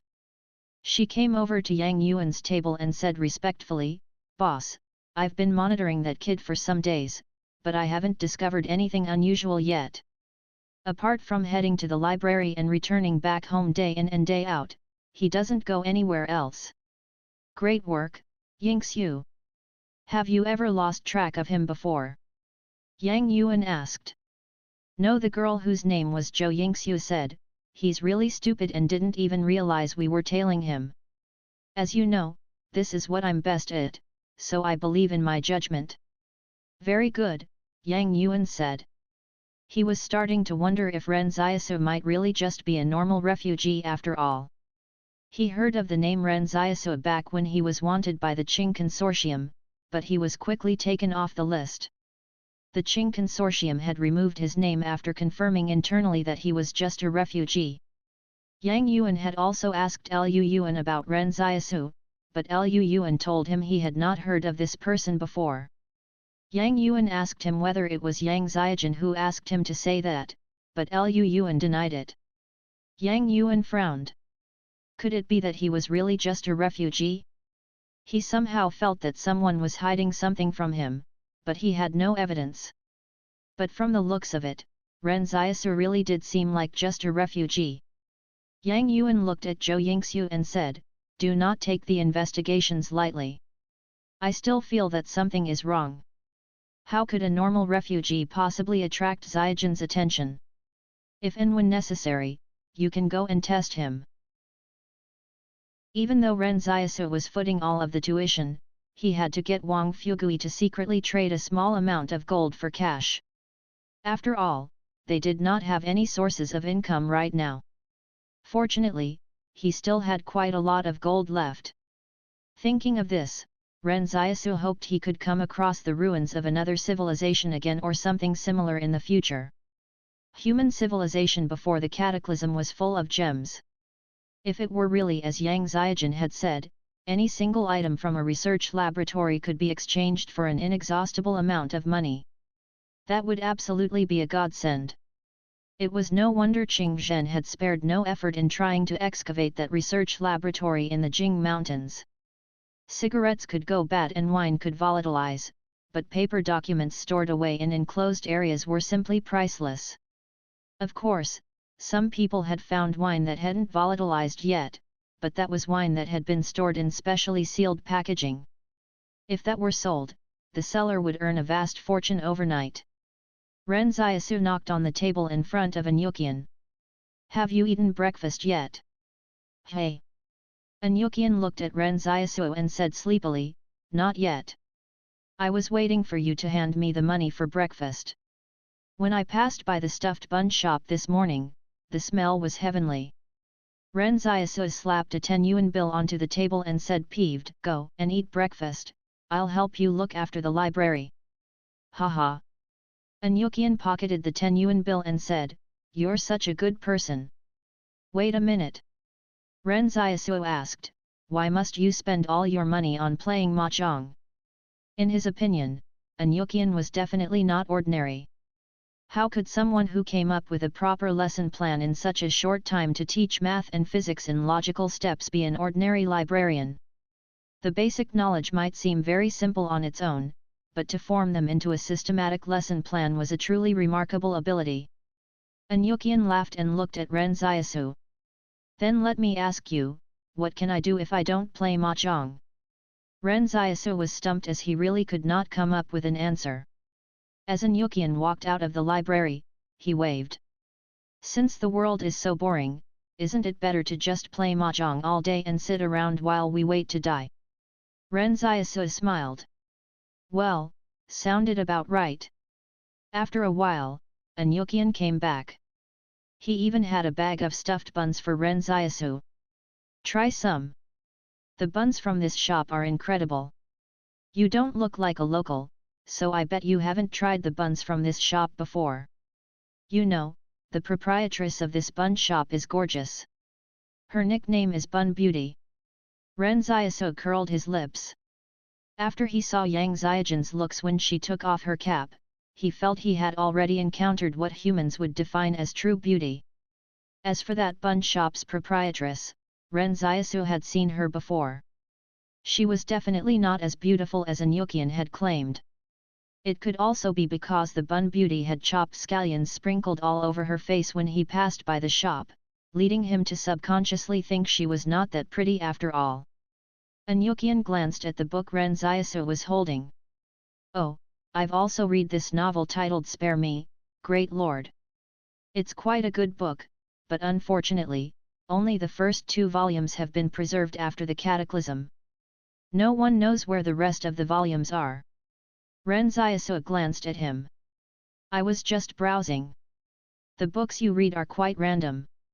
Anyukian said, recalling, "Each morning, you read a variety of different books before switching to reading textbooks in the afternoon. If I remember correctly, you've read books on economics, literature, history, science, geography, and even comics." Ren Xiaosu nodded. "So what do you really want to read?" Anyukian asked. "There must be a purpose, right? I can divide reading into 3 categories. The first category is entertainment and is done purely because one simply likes reading books. The second category is information. For example, you can read a recipe if you want to learn how to cook. The third category is knowledge. For example, reading textbooks because you are taking the entrance exams and doing problem sets. Then I'm probably reading for entertainment, Ren Xiaosu said with a smile. But what are you trying to find out from the books? Anyukian asked. I want to know what this world is really like. Ren Xiaosu said in seriousness, in the past, I didn't have many opportunities to read books nor had the chance to systematically learn about the world. So I want to cherish the opportunities that I have now. Oh. Anyukian nodded. But there are still two types of books you haven't read yet. Which are they? Ren Xiaosu was stunned. He had not really taken note before. You don't read books on philosophy. I saw you take out a book the day before, but you placed it back after reading 2 pages, Anyukian said. Ren Xiaosu was amused. He had not expected Anyukian to be observing him so closely. I just didn't feel like reading it. But it's philosophy. It's such an interesting topic. Anyukian lamented, how can you not want to read it? I didn't want to torture myself, Ren Xiaosu said and smiled. This time, it was Anyukian's turn to be stunned. He fell silent for a while and then said with a smile, you're interesting. The meaning of philosophy is to understand the world through self-reflection, but they're written based on the understanding of others, so it's fine not to read it. But why didn't you read political books? Ren Xiaosu thought for a moment and said, because the world itself is much more interesting than politics. All right then. Anyukian smacked his lips. I suddenly feel like we might have a lot in common.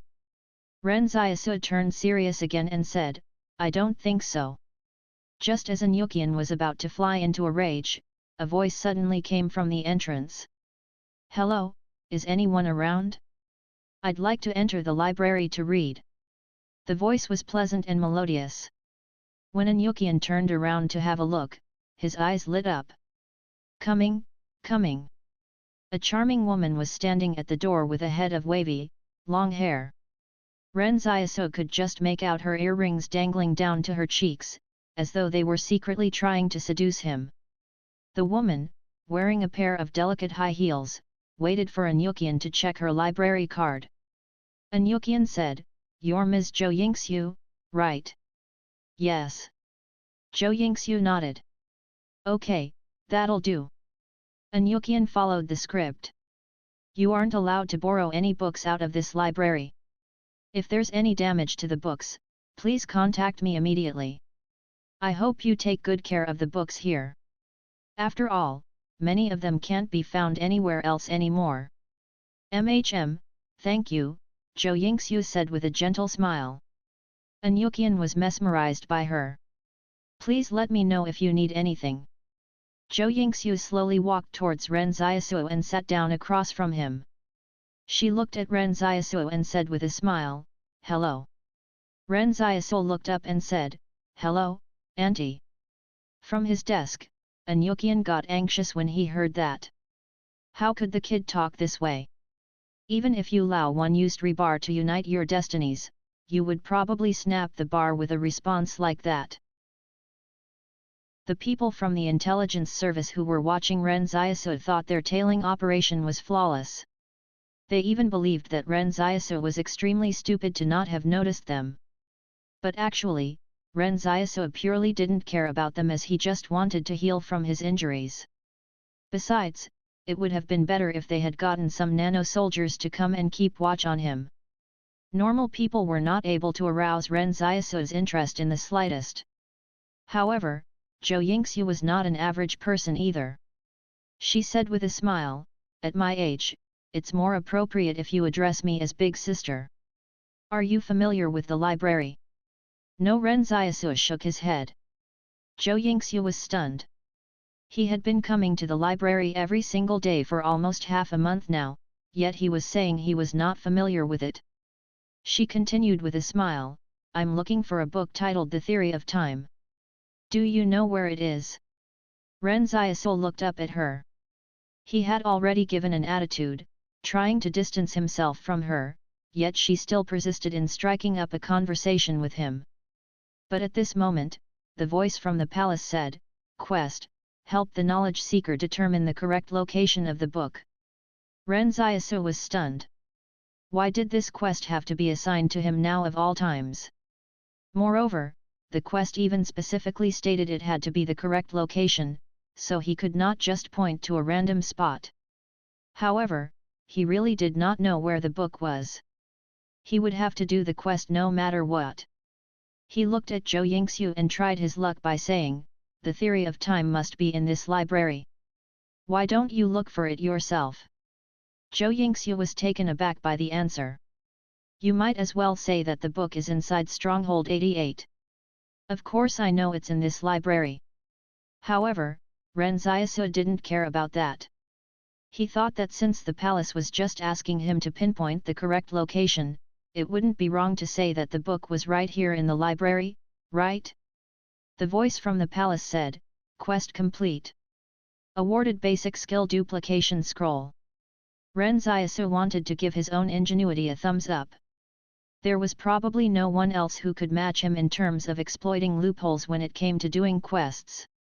Seeing how awkward it was, An Yuqian quickly found the book titled The Theory of Time and handed it to Zhou Yingxiu. Zhou Yingxiu got very frustrated but could not vent. At this moment, a group of people came into the library from outside. It was Wang Yuqi and the others. When they came to the table where Ren Xiaosu was, they were a little taken aback when they saw Zhou Yingxiu sitting there as well. They were used to sitting together at this table to study by themselves. If Zhou Yingxiu was seated here, they would have a stranger in between them. That would make it very awkward, and they would have to be very careful with their words. They would often discuss some secretive topics during their conversations. After all, they knew too much, so they would unintentionally bring it up while talking. Zhou Yingxiu knew these people wanted to sit together with Ren Xiaosu, but she just pretended to focus on her book and sat there without any intention of excusing herself. Someone wanted to ask Zhou Yingxiu if she could change seats but was stopped by Wang Yuqi. "The library is a public place, so we have no reason to disturb others from reading where they want." Ren Xiaosu gathered the books in front of him and said, "Let's switch tables." The library was very large, and there were a lot of tables other than this one. As such, their entire group went to another table and left Zhou Yingxiu there to continue reading by herself. Meanwhile, Zhou Yingxiu sat there for the rest of the entire afternoon reading The Theory of Time. She had to do so in order to portray that she was really here to read so as not to arouse Ren Xiaosu's suspicions. No one really knew whether she could even absorb what she was reading. Zhou Yingxiu was a little frustrated. She did not lack suitors. How could she not even have enticed the young man in front of her one bit? Something must be wrong with him, right? After that day, Zhou Yingxiu never appeared before Ren Xiaosu again. The frequency of him being watched also lessened. Sometimes, they would only keep watch on him once every few days. Meanwhile, An Yuqian's lectures were starting to progress much quicker. He even sighed, saying how he had never thought it would be this easy to teach students. When he used to teach, he always felt the students were really stupid.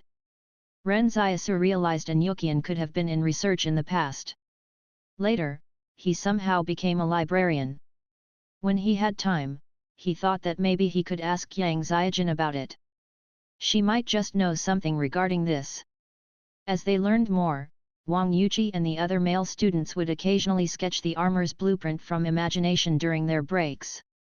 Now that the delay in their control of the nanomachines had been reduced to less than 0.2 seconds, they would sometimes imagine how they would look with the armor on. It was really exciting just thinking about it.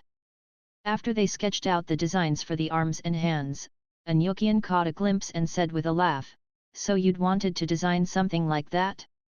You know, it's completely unachievable." Ren Xiaosu looked up at An Yuqian. "Why?" An Yuqian replied, "A lot of people are looking to design mechanical armor and think that these individual combat systems can play a significant role on the battlefield. However, there's too many challenges to overcome.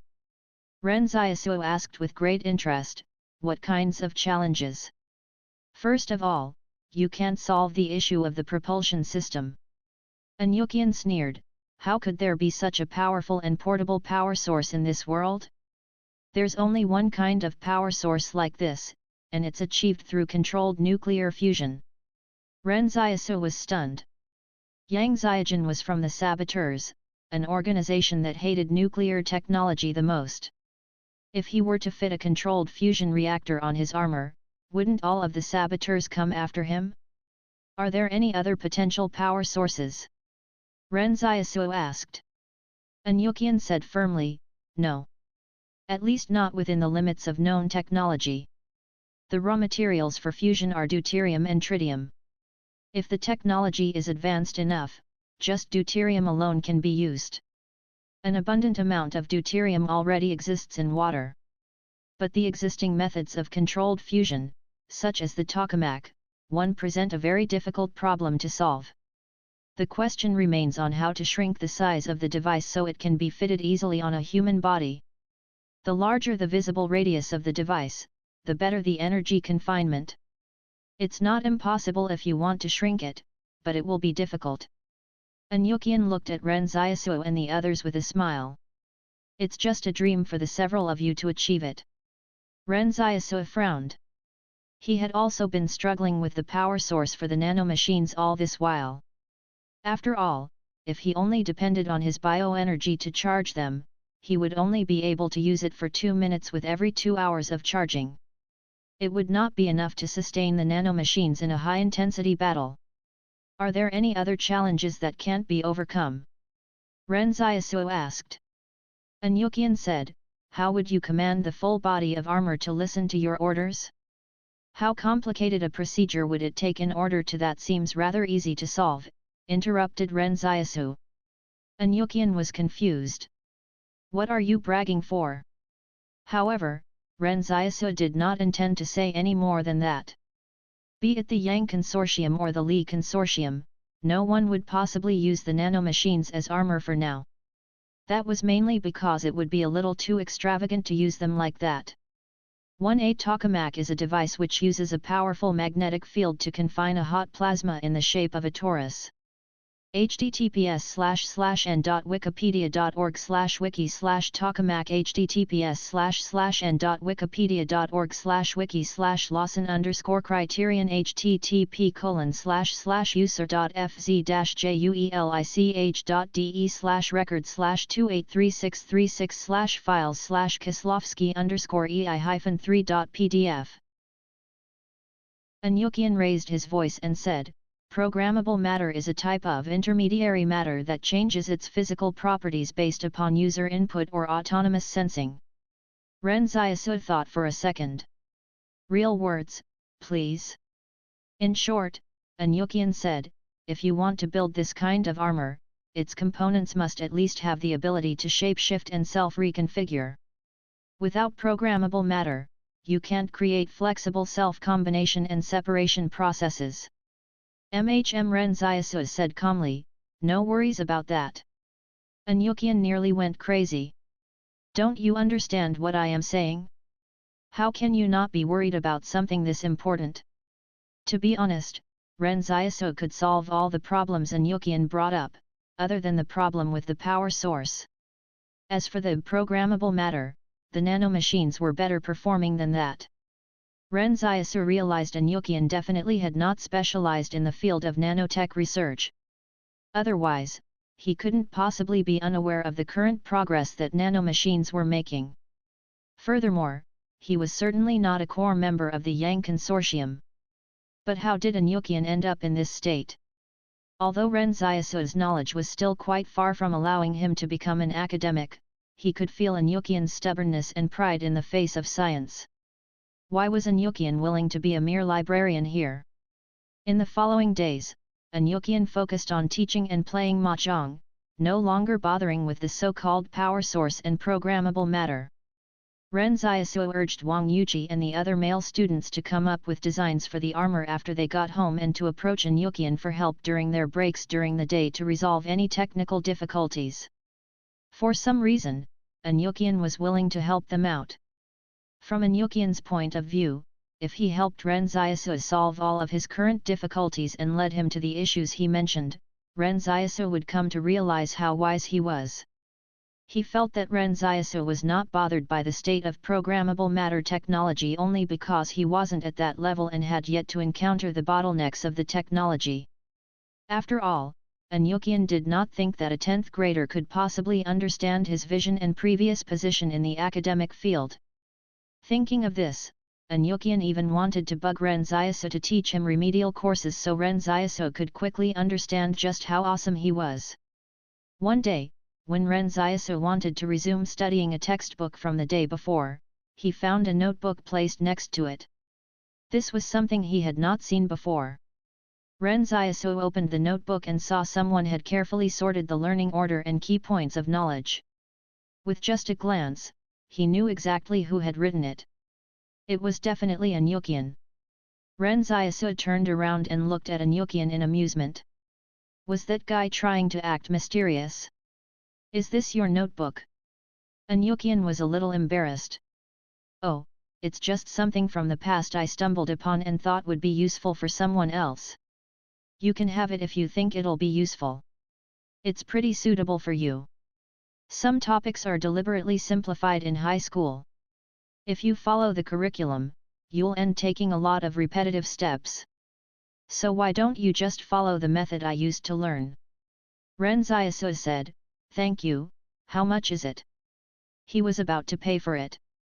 However, Anyukian flew into a rage. "I didn't give you the notebook for money." Then Anyukian angrily went back to the entrance to watch the door. Ren Xiaosu returned to his seat with a grin. After getting guidance from Anyukian, the outlook for the armor was becoming better and better. In Anyukian's words, science is an extremely mysterious subject. When a design moves closer to rationality, it will have an even more special charm to it. It was a charm that could truly conquer the mind. Wait. Ren Xiaosu remembered he'd just received a basic skill duplication scroll. Although it could not be used to copy superpowers, it was still very useful for learning normal skills. He had wanted to use it when he saw Yang Xiaojun again, but Ren Xiaosu suddenly realized he did not have to copy Yang Xiaojun's skills by all means. Couldn't he just copy from Anyukian, who was right in front of him? Yang Xiaojun's knowledge of mathematics and physics would definitely not be as good as a professional academics like Anyukian. It was not that Yang Xiaojun was not smart, but that people specialized in different professions. There was no need to compare an amateur to a professional. Thinking of this, Ren Xiaosu said in his mind, "Use the skill duplication skill." The voice from the palace answered, "Randomly copied target's skill, master level mahjong playing." As the host does not have the corresponding advanced level skill, the host will only be able to learn it up to the advanced level. Do you want to learn it? Ren Xiaosu immediately looked at Anyukian. Why would he still lose money every day when he clearly had a master level skill in playing mahjong? There had to be something wrong. Could it be that someone set up a scam for him? Or did the opponents cheat? Anyukian noticed Ren Xiaosu staring at him. "What are you looking at me for?" "Oh, it's nothing." Ren Xiaosu replied to his mind palace, "Yes." By now, Ren Xiaosu had almost recovered from his injuries. As long as he did not exercise vigorously, he would be all right. He did not find it painful anymore even if he moved around.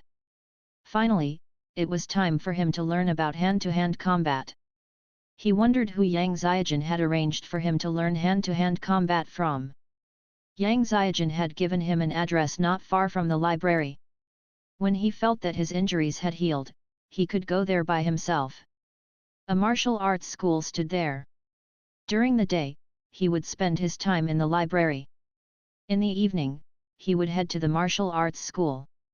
Ren Xiaosu's life had never been more fulfilling. He went to look for the place based on the address Yang Xiaojun had given him. It seemed that the martial arts school was located inside a small alley, so it didn't look well known at all. Nanjun Alley. "Here we are," Ren Xiaosu said. It really was a small alley. Ren Xiaosu felt that whoever ran a martial arts school in this alley was likely losing money. They probably could not even cover their overheads. But when he got to the entrance of the martial arts school, Ren Xiaosu was surprised to see a lot of students inside. Several dozen students were standing in a yard slightly over 200 square meters. Many parents were waiting outside the martial arts school to pick up their children after class ended. When he looked up, he was surprised to see the door frame and school signboard were carved out of a solid piece of wood. From the look of it, it was quite old. Rainwater had eroded the surface, creating white stains. He saw the words "Lu family" written on the sign. Ren Xiaosu wondered if he might actually know the owner of the school.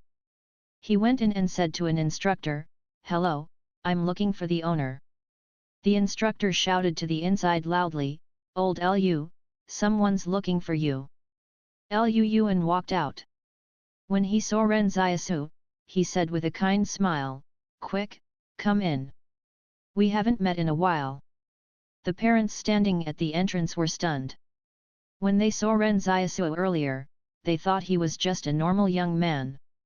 But they could not have expected Lu Yuan would personally come out to meet him. One programmable matter is matter which has the ability to change its physical properties, shape, density, moduli, conductivity, optical properties, etc., in a programmable fashion. https://n.wikipedia.org/wiki/programmable_matter. However, Ren Xiaosu was still unclear about Lu Yuan and Yang Xiaojin's relationship. Currently, there was an intense war going on at the Yang Consortium's front line.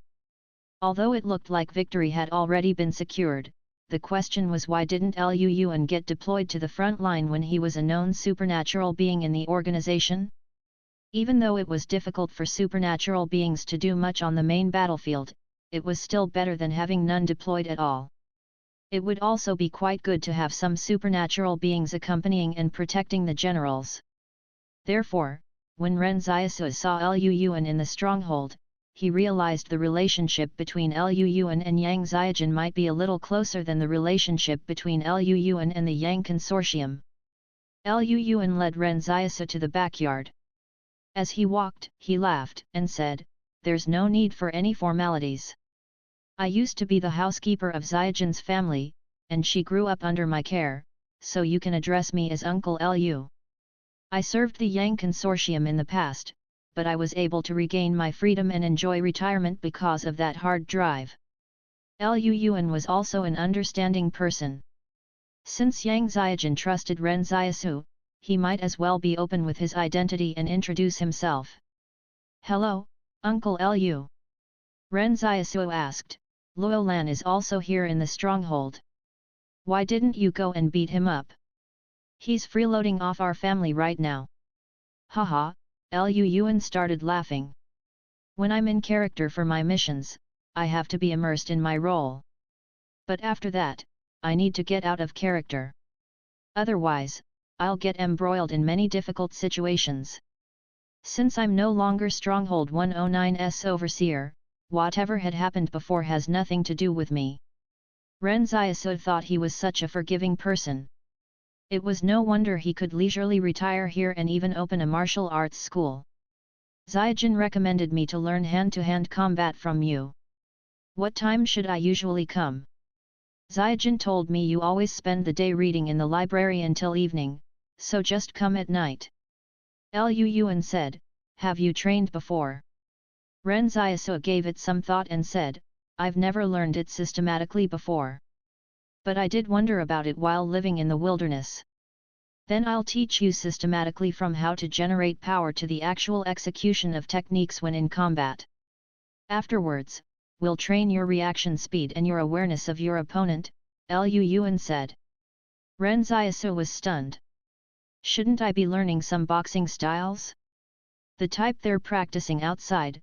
Right after he came into the school, he had seen a lot of children practicing boxing techniques. The way they were practicing was rather fascinating. However, Lu Yuan said with a smile, "That's something only children will learn. It's used to cheat parents of their money." Parents nowadays get distressed the moment their children suffer a little, so how can they possibly practice boxing that way? How honest of him to blatantly admit that he's cheating others of their money, Ren Xiaosu thought to himself. Lu Yuan said, the technique to generate power needs to be practiced. You'll have to suffer first and learn through hardship before you can master control of your body. The technique to generate power while throwing a punch was that you had to punch while twisting your hips. If not, the resulting punch would be extremely weak. Lu Yuan continued, the actual skill in combat is the technique in which you use to kill. It's very complicated to explain but will help you know what you should think about when attacking someone, and what others might be thinking as well, stuff like that. Then what are reaction speed and awareness of the opponent about? Ren Xiaosu asked. Reaction speed varies from person to person. Lu Yuan said, everyone's reaction speed can improve with some training. But of course, everyone also has a ceiling. In other words, you're saying that everyone's potential is different? Ren Xiaosu asked. Yes. Take Xiaojin for example. If she has to fire a shot at a fast-moving target with only one chance of hitting it, the window available for her is a mere 0.06 seconds. If that were the upper limit you were born with, that's what you have. But if you don't, you can't master it no matter how much you train. Not even a supernatural being can do that. 0.06 seconds. Ren Xiaosu said in surprise. He had never calculated time down to 2 decimal places before. So Yang Xiaojin's reaction speed was that terrifying? What Lu Yuan was currently talking about was the theory of talent. When everyone worked hard and put in the same amount of effort, they could all reach a certain standard, such as achieving the master skill level. But if one wanted to break through that ceiling and advance further to the perfect skill level, they would need to have a real talent for it. That was something they were born with. All of a sudden, Ren Xiaosu felt a little awkward when he remembered his one and only perfect level skill was to annoy people. Ren Xiaosu asked, can I test my reaction speed? Lu Yuan said with a smile, let's do this step by step and not get too ambitious so early on. Since you haven't received training before, you should first properly master how to generate power. Okay. Ren Xiaosu did not argue with him. Since he came here with the attitude to learn, he had to do his best to learn properly. He could not get conceited just because he felt very powerful already. The two of them came to the backyard where Lu Yuan pointed to a sandbag hanging in the middle of the yard. He said, hit it with all your might and let me see how strong you are. When Ren Xiaosu walked up to the sandbag, Lu Yuan watched him bend his knees a little. Then he channeled all his strength into the punch and tore straight through the sandbag. Lu Yuan was stunned. This was a sandbag specially prepared for supernatural beings to use. But what surprised him was not Ren Xiaosu's strength. The strength of supernatural beings ranged from high to low, and the power displayed by Ren Xiaosu was not particularly rare. It could at most be regarded as extremely strong but still shouldn't really surprise anyone. Of course, this was before Ren Xiaosu activated his city crusher. What surprised Lu Yuan was that all of Ren Xiaosu's muscles seemingly acted as one at the point he generated power. It was flawless. Especially the slight bending of his hind leg, which was extremely important. Most people couldn't exert their strength because they did not make use of the power in their legs. Had he really not trained before? Moreover, he could tell that Ren Xiaosu had not exerted all his strength yet. His left hand and arm remained in a semi-relaxed state throughout, and he could still pull back his punch at any moment. It was much harder to control strength than to fully exert it. Lu Yuan asked, why didn't you put in your best effort? Oh. Ren Xiaosu explained, probably just a force of habit. I always encountered wild animals in the wilderness, and sometimes, I don't know how they'll attack. So I have to guard against them. Lu Yuan said, let's see your kicking this time. Do a side kick. However, Lu Yuan still couldn't find any flaws in Ren Xiaosu's performance. This was probably also some kind of talent. Liu Yuan sighed. It seems you've led a rather difficult life. If he had led a carefree and easy life before this, he couldn't possibly be so good at generating power. Ren Xiaosu smiled and said, it's mainly because I'm afraid to die. Liu Yuan also smiled. You don't have to learn how to generate power since you're already so adept at it. Let's start with learning practical combat techniques. Okay. Ren Xiaosu nodded. After waiting for a long while, Liu Yuan thought Ren Xiaosu would ask him again if he could test his reaction speed, especially after he had praised him. However, Ren Xiaosu did not even mention a word and slowly learned what he was taught with a patient attitude. This was not talent but a precious quality that existed in a person. The instructor looked at the scrawny Ren Xiaosu in front of him and felt that he should be rather weak. As such, he said with a smile, let's go through the motions. He thought Ren Xiaosu must have been sent here by some family member of the Yang Consortium. Why else would the owner offer to train him personally? So it would be better not to injure someone like him. If his parents came to seek answers, he would be in deep trouble for sure. Liu Yuan said to Ren Xiaosu, although it's only practice, it's still necessary to make you understand that even though you might have an idea of how to execute a move, if you're not fast and steady enough, the idea will just remain an idea. Then Liu Yuan said to the instructor, do your best and don't allow him to immobilize you. All right, the instructor responded. After the two of them got in position, Liu Yuan suddenly told them to start. The instructor was just about to turn around to put Ren Xiaosu in a lock, but he found out that Ren Xiaosu had already grappled his leg. Before the instructor could react, he felt his entire body being shoved to the ground and his leg being firmly locked in Ren Xiaosu's arms. Not only that, after Ren Xiaosu had him immobilized, he unconsciously tried to strike the instructor's ribs with his free hand. Ren Xiaosu was going to terminate his opponent's ability to fight. The instructor started sweating. It was as though he was about to experience something terrifying. Liu Yuan hurriedly shouted, "Stop! Stop! Stop!" Everything happened so quickly that the instructor could not react. He had nearly died from Ren Xiaosu's punch. Only Liu Yuan had seen it clearly. If Ren Xiaosu landed his punch, the instructor would probably become disabled. That punch might have even caused his organs to rupture and lead to his death. The instructor got back up on his feet in a daze and heard Liu Yuan say seriously to Ren Xiaosu, "Why were you trying to kill him?" When the instructor heard that, sweat started rolling down his back. Ren Xiaosu thought for a moment and said, "Actually, I wouldn't have punched him for real. But I thought that if I only immobilized my enemy, I would appear weak." "You're saying it's a sign of weakness if you just make your opponent vulnerable but not kill him?" Liu Yuan had a strange look on his face. "Well, it's not that," Ren Xiaosu said, "the enemies that I encountered in the wilderness would all fight to their deaths. There's no other outcome. So I thought that it wouldn't be enough to just break one leg. What if the opponent has a gun in his hand and fires it at me? I'll definitely die." Liu Yuan went silent for a while.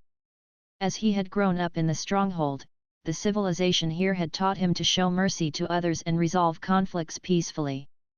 However, the philosophy of life that Ren Xiaosu had gained from living in the wilderness was that kindness was the same as weakness. Next to them, the instructor suddenly felt a little ashamed that he got beaten to the point of no retaliation by such a scrawny young man. "Sir, it's all right." Liu Yuan smiled and waved it off. "It's not your fault. Let me train with him instead. That way, everything will be fine. You can also take the opportunity to observe from the sidelines and witness the power of supernatural beings." After he said that, Liu Yuan went to spar with Ren Xiaosu. After all, normal instructors would just be like toys in the face of Ren Xiaosu. They were not qualified to spar with him at all. The instructor finally heaved a sigh of relief. So this young man was a supernatural being. It was no wonder he was not his match. It looked like he could only let the owner spar with him personally. 10 minutes later, Luan slapped the floor.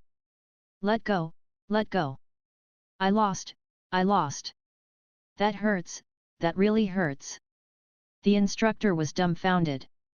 When Luan got up from the ground, he said to Ren Xiaosu in seriousness, you need to learn how to control your strength. Remember, we're just helping you fully understand the weaknesses of the human body's joints by showing you these techniques. There's no need for you to exert so much strength. Luan had thought that since he was a supernatural being too, his strength should be more or less equal to Ren Xiaosu's. But to his surprise, he had overestimated himself and underestimated Ren Xiaosu. Ren Xiaosu nodded and said, all right, I won't exert too much strength. All right, we'll end today's lesson here then. Luan said, remember to come every night. If you have something else to do, call me and tell me. Little Li, please jot down our phone number for him. After Ren Xiaosu left, Luan grabbed his own waist and said, get over here and help me. The instructor asked softly, sir, who is that young man? After thinking about it for a while, Luan did not know how he should describe Ren Xiaosu's identity. It was still quite early when Ren Xiaosu went home at night. The sound of people playing mahjong could still be heard on the streets. It seemed like the stronghold residents were not bothered by the war outside since they had already won. Along the way, he also saw some workers who had just knocked off from work. Although the stronghold stipulated they could only work 8 hours a day, no one ever oversaw or upheld this rule at the factories. As a result, many of the stronghold residents did not lead a happy life. The social circle of these stronghold residents was similar to a city structure, and most of them had never ventured outside either. Ren Xiaosu felt that these people were more like a higher class of refugee, as everyone still had to serve the organization in some way and led busy lives every day. It was just that one group had to earn a living in the wilderness while the other had to do so within the stronghold. Ren Xiaosu used to think that people living in the stronghold would leave their doors open at night and no one would steal their belongings as everyone trusted one another. But after getting into the stronghold, he found that it was not true. Suddenly, Ren Xiaosu heard a familiar voice coming from a small alley. 9 bamboo. When Ren Xiaosu walked into the alley, he found an Yukian seated inside a small yard. He was playing mahjong with 2 old ladies and an old man, and they were all completely absorbed in the game. Ren Xiaosu was a little confused. He had thought that an Yukian might have been scammed by someone in a gambling den, so he could not win even with his master-level mahjong playing. However, that wasn't the case at all. After observing them from a distance for a while, he noticed the old man and the old ladies were secretly switching tiles under the table. But it didn't look like an Yukian had noticed anything. Just how stupid could he get? If anyone were to switch tiles like this when playing mahjong with Ren Xiaosu, he would flip the table in his opponent's face. An Yukian was stunned when he saw Ren Xiaosu. He said to the old man and the old ladies, please wait for me a little. My friend is looking for me. Then an Yukian stood up and went over to Ren Xiaosu. What are you doing here? With that loud voice of yours, Ren Xiaosu said, I could hear you shouting 9 bamboo even from 2 streets away. It's away. Ren Xiaosu looked into the yard and saw the old man and old ladies looking quite happy.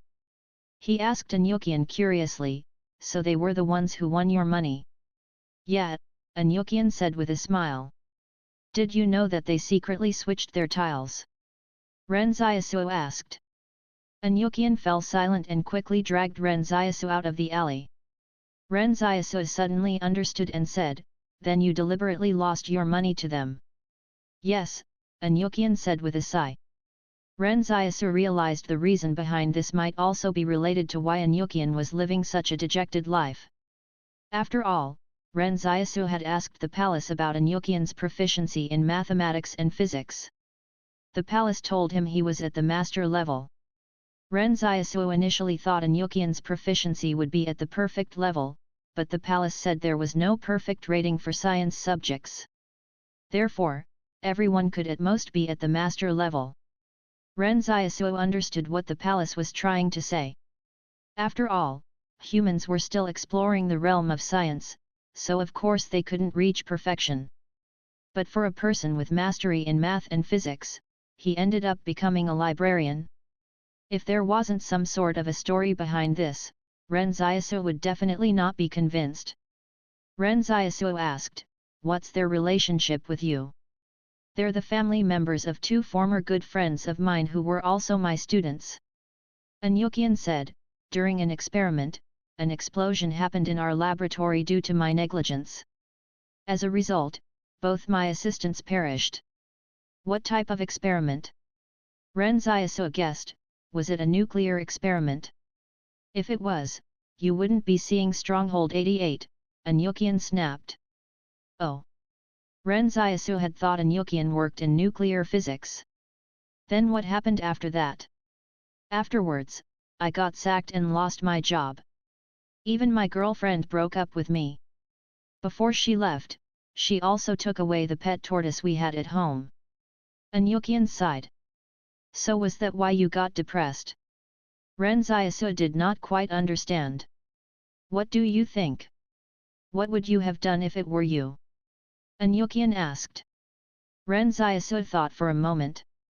"At least have the tortoise so you can put it in your own separate wines. Anyukian was confused. Weren't they just talking about his sorrowful past? Why the sudden mention of having the tortoise then? He did not know that for refugees like Ren Xiaosu, even if their loved ones had died, they would still have to live on as usual. Who had the time to be sentimental? Ren Xiaosu had come across so many townspeople whose family members had passed away the day before and would still show up at work the very next day. As the two of them walked down the street, Anyukian cut a bleak figure under the dim yellow streetlights. Ren Xiaosu said, "Then you deliberately lost money to them so that they can have a better life?" "Yes." Anyukian nodded. "I'm fine with it since I can survive no matter what. But they're different. Without their children, nobody will support them." "All right," Ren Xiaosu sighed and said, "You're quite the loyal person." "They died because of me, after all," Anyukian said. "Well, I'll see you tomorrow morning." Ren Xiaosu waved and parted ways with Anyukian. Although he could not sympathize with Anyukian, he still respected him. Anyukian suddenly called out to Ren Xiaosu, asking, "Why do you seek knowledge?" Ren Xiaosu turned around and said on the long street in the dark, "I've answered this question before. But do you know where the end of the road lies for science?" Anyukian asked. "No." Ren Xiaosu shook his head. "There's no end." Anyukian said, "That's what makes people despair." "What's there to despair about?" Ren Xiaosu could not understand. Anyukian no longer seemed to be talking to Ren Xiaosu. He was saying to himself, there were creatures that lived on these lands for 165 million years, but the Homo genus has only been in existence for about 3 million years. We don't have to consider whatever natural disasters or mutations that might occur, nor will we even get to witness an apocalypse brought on by a natural disaster within our lifetimes. The only thing that can destroy humanity is humanity itself." Ren Xiaosu suddenly felt a little lost. He did not know why Anyukian would say this to him and wondered what had gotten into him. He asked Anyukian, "Then how do you think humanity will destroy itself?" "Science." This word crashed through the backdrop of the night. It was like a fate that awaited humans at the end of a long road. "You're crazy." Ren Xiaosu waved it off and headed home. When Ren Xiaosu returned home, he found everyone waiting for him out in the yard. He looked at everyone's expression. "Why do I have a bad feeling about this?" Yan Liuyuan walked over and handed him an invitation that came with gold-embossed letters and decorative patterns at the corners. There was also an ornamental tassel extending down the middle of the invitation. The invitation was sealed with wax that had an exquisite design of a bronze ram on it. This was the Yang Consortium symbol. Yan Liuyuan said, "Someone delivered it here this evening. They told us that the Yang Consortium has invited the two of us to their manor and even reminded us to wear something formal since a lot of distinguished guests will be present that night." Ren Xiaosu opened the invitation. Although it was written very politely, everyone knew the reason an organization like the Yang Consortium would suddenly invite 2 refugee kids was definitely not as simple as wanting to get to know them. Should we go or not? Yan Liuyuan asked in a whisper. I feel that the Yang Consortium has a more sinister motive. A feast at hung men. Ren Xiaosu chuckled and said, surely there won't be 300 assassins rushing out of the shadows when a cup gets smashed, right? I don't think that will happen. When Yan Liuyuan saw Ren Xiaosu taking it easy, he also started laughing. But this matter is definitely not so simple. Alright, let's not think too much about it. Ren Xiaosu patted Yan Liuyuan's head. I'll bring you out to shop for some clothes tomorrow morning. We should also go and have a look for ourselves at what the feast held by the organization is all about. Okay, Yan Liuyuan replied obediently. Ren Xiaosu suddenly asked, did you face any problems at school? No, it's been pretty good, Yan Liuyuan said with a smile. When you tell a lie, you always smile like this. Ren Xiaosu said, are you and Dalong getting ostracized by your classmates? No, you should quickly go and get some rest. You still haven't fully recovered from your injuries, Yan Liuyuan said as he pushed Ren Xiaosu into the house. Wang Fugui came up and said, I went out to trade some of the gold for money today. I didn't trade too much to avoid attracting attention. Why are you talking about money at this time of night? Xiaosu is tired, so let him get some rest first. Xiao rattled off at the back. Xiaosu, have you eaten yet? I'll heat up some dishes and make some scrambled eggs with stir-fried tomatoes for you. There's chicken soup in the pot as well, Ren Xiaosu smiled. This was what home felt like. Why can't you tell him? You should let your big brother teach those little bastards a lesson. What gives them the right to call you and Dalong names and ransack your belongings? Xiao said furiously. Yan Liuyuan whispered, if they need to be taught a lesson, I can do it myself. But it wasn't easy for my brother to decide to come here for big sister Xiaojin's sake, so how can I trouble him at a time like this? After Yan Liuyuan started attending school, his classmates immediately figured out he was a refugee. That was because he had a different understanding of how daily lives went. Yang Xiaojin had selected the best school in Stronghold 88 for Yan Liuyuan to attend. The students there were not ordinary people, and many of the students' parents were extremely well connected. So they already knew about these refugees enrolling into the school. At the beginning, the students bluntly called Yan Liuyuan a refugee. Later on, as the others started joining in on the name calling, someone even called him and Wang Dalong riffraff. After all, there was only a syllable one of difference between the two. The teacher forced Yan Liuyuan and Wang Dalong to sit in the last row and even deliberately left the seats next to them empty. But from the beginning to the end, Yan Liuyuan did not show any retaliation. Ren Xiaosu had already done a lot for Yan Liuyuan, so it was not a big deal to make some sacrifices for Ren Xiaosu. Early in the morning, Ren Xiaosu brought Yan Liuyuan out to shop for clothes. Since they had been invited and there were also instructions for them to be dressed formally, he wouldn't be deliberately contradictory. For this reason, Wang Fugui specially handed all the money he had recently exchanged to Ren Xiaosu. Although he did not know where Ren Xiaosu had gotten his gold from, old Wang knew Ren Xiaosu still had a lot left in his possession. And it was much more than he could imagine. Xiao even reminded Ren Xiaosu repeatedly to not be thrifty and to make sure they dressed nicely. But when they arrived at a well-known tailor shop in the stronghold, Ren Xiaosu realized they did not have any formal clothes here. Bossman, Ren Xiaosu called the owner over, do you have any formal wear? We'd like to try them on. An old man came out with a measuring tape dangling around his neck and 2 sleeves hanging off his arm.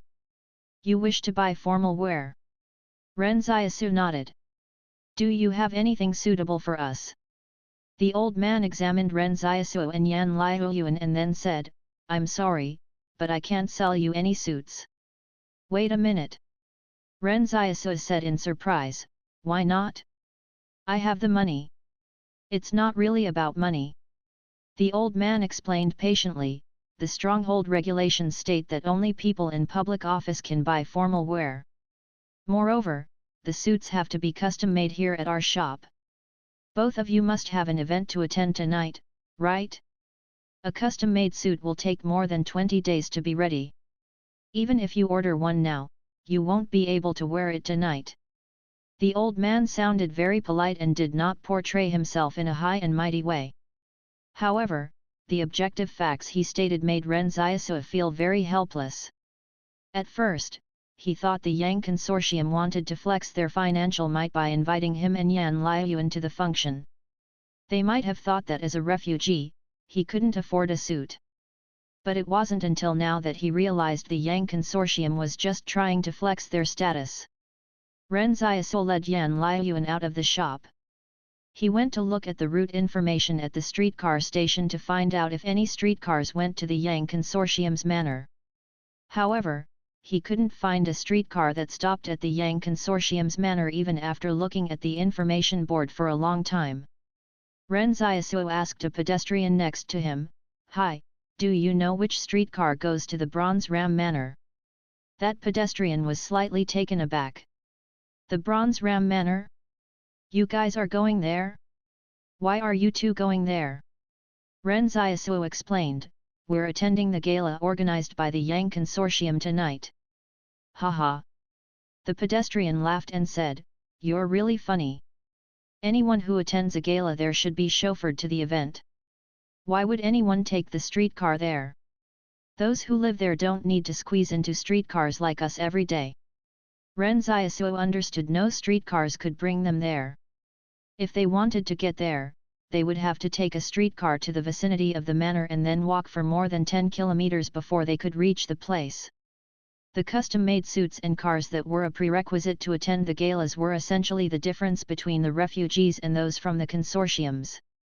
Under that stronghold regulations, the differences in the hierarchy of humans was like a natural divide that even money couldn't surmount. In the eyes of an organization, money flowed through their hands like quicksand, while power was a fortress that guarded their wealth. "Bro," Yan Liuyuan said gloomily, "they must be doing this on purpose, right?" Ren Xiaosu nodded. The Yang Consortium had probably anticipated that they would not be able to get a fitting suit for the gala. The organization used their brains to suppress the people. This was akin to cutting meat with a blunt knife. Yan Liuyuan thought the stronghold would slowly start to accept them now that Yang Xiaojun had brought them here. So he didn't mind bearing with it for the time being even if he felt oppressed, thinking that things might improve after a while. But he realized the people in the stronghold were only going to get more unreasonable. Yan Liuyuan asked in a whisper, "Why don't we just skip the function?" Ren Xiaosu said with a smile, "No. Why should we skip it? Before we leave the stronghold, we should go and have a look at the feast of the organization." At noon, they made a trip back home where they saw Luolan feasting in the yard. When Luolan saw them, he was amused. "Didn't you say you'd be attending the dinner party? Why are you back so soon?" Ren Xiaosu was also amused. How did a proper gala event end up sounding so crass when it came out of Luolan's mouth? Ren Xiaosu was not embarrassed and said, "We went out to buy suits this morning. But when we got there, we were told the suits had to be custom-made in advance and only people in public office in the stronghold could buy them. Also, there's not even a streetcar that goes there." Luolan frowned in response. "They didn't invite you in advance or send a car to pick you up?" "No." Ren Xiaosu shook his head. "Those bastards must be deliberately making trouble for you."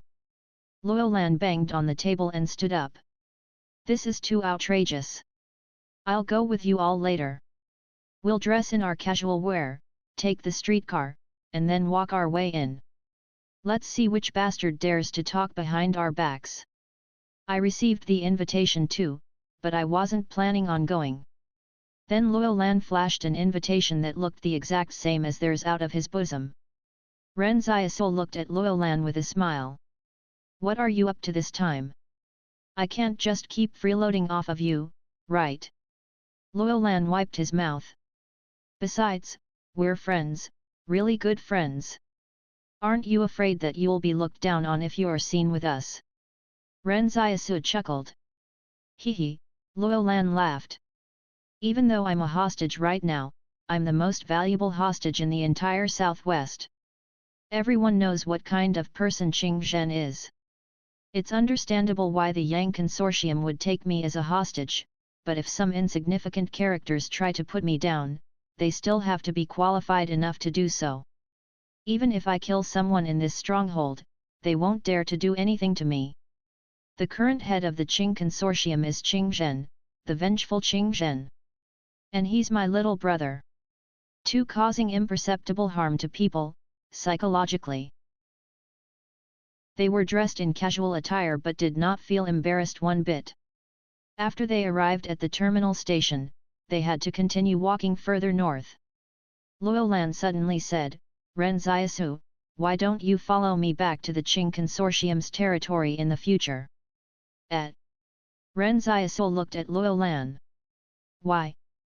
I know you aren't an average person. The average person couldn't survive after going through the destruction of 3 strongholds. Of course, I'm not trying to make use of you. You can do as you wish after we return to the Qing Consortium's territory.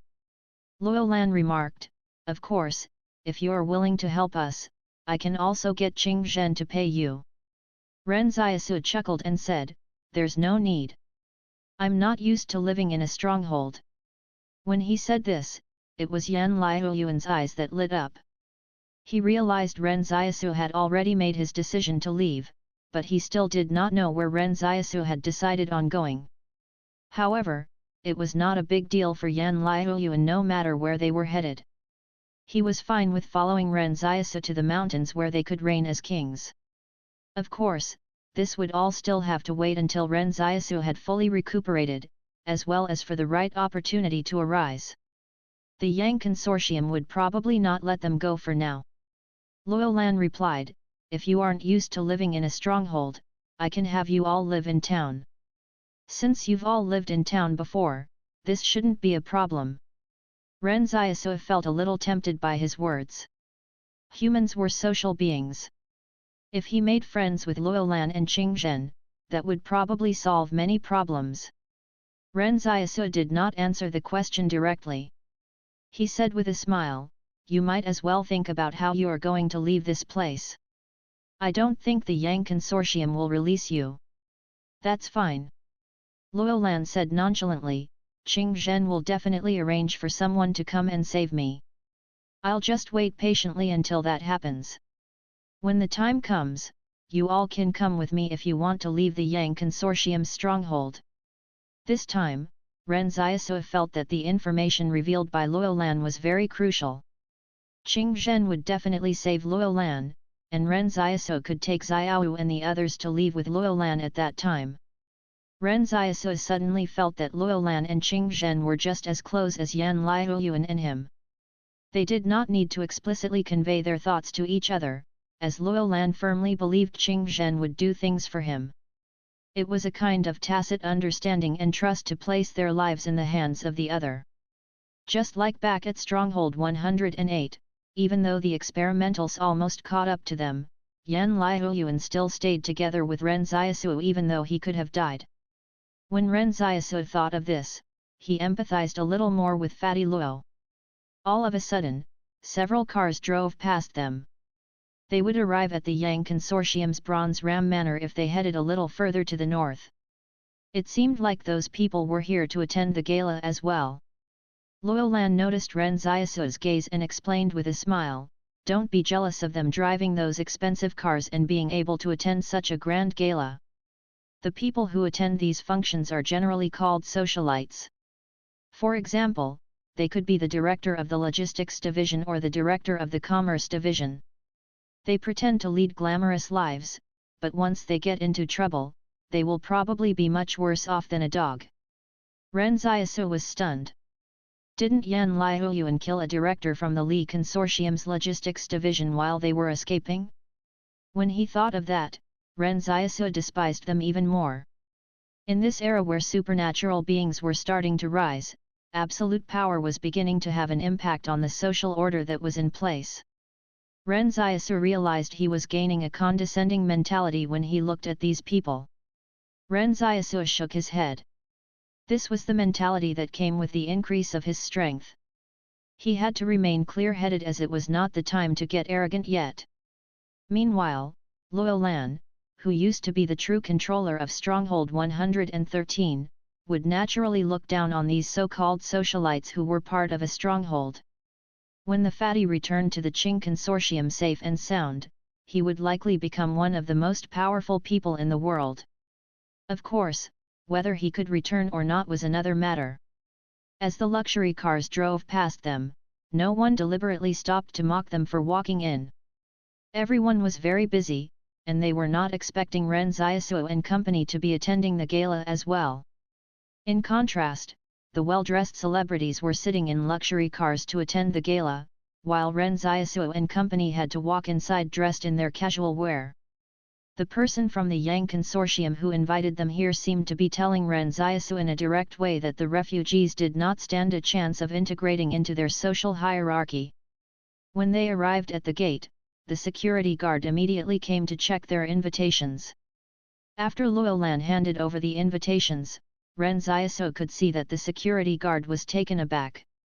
Then he politely opened the gate and let them through. Luo Lan said with a smile as he walked in, "The watchdogs who work for the rich families are all very clever people.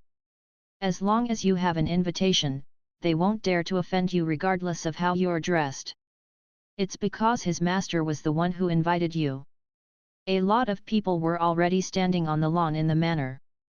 All of them were holding crystal wine glasses in their hands as they toasted one another.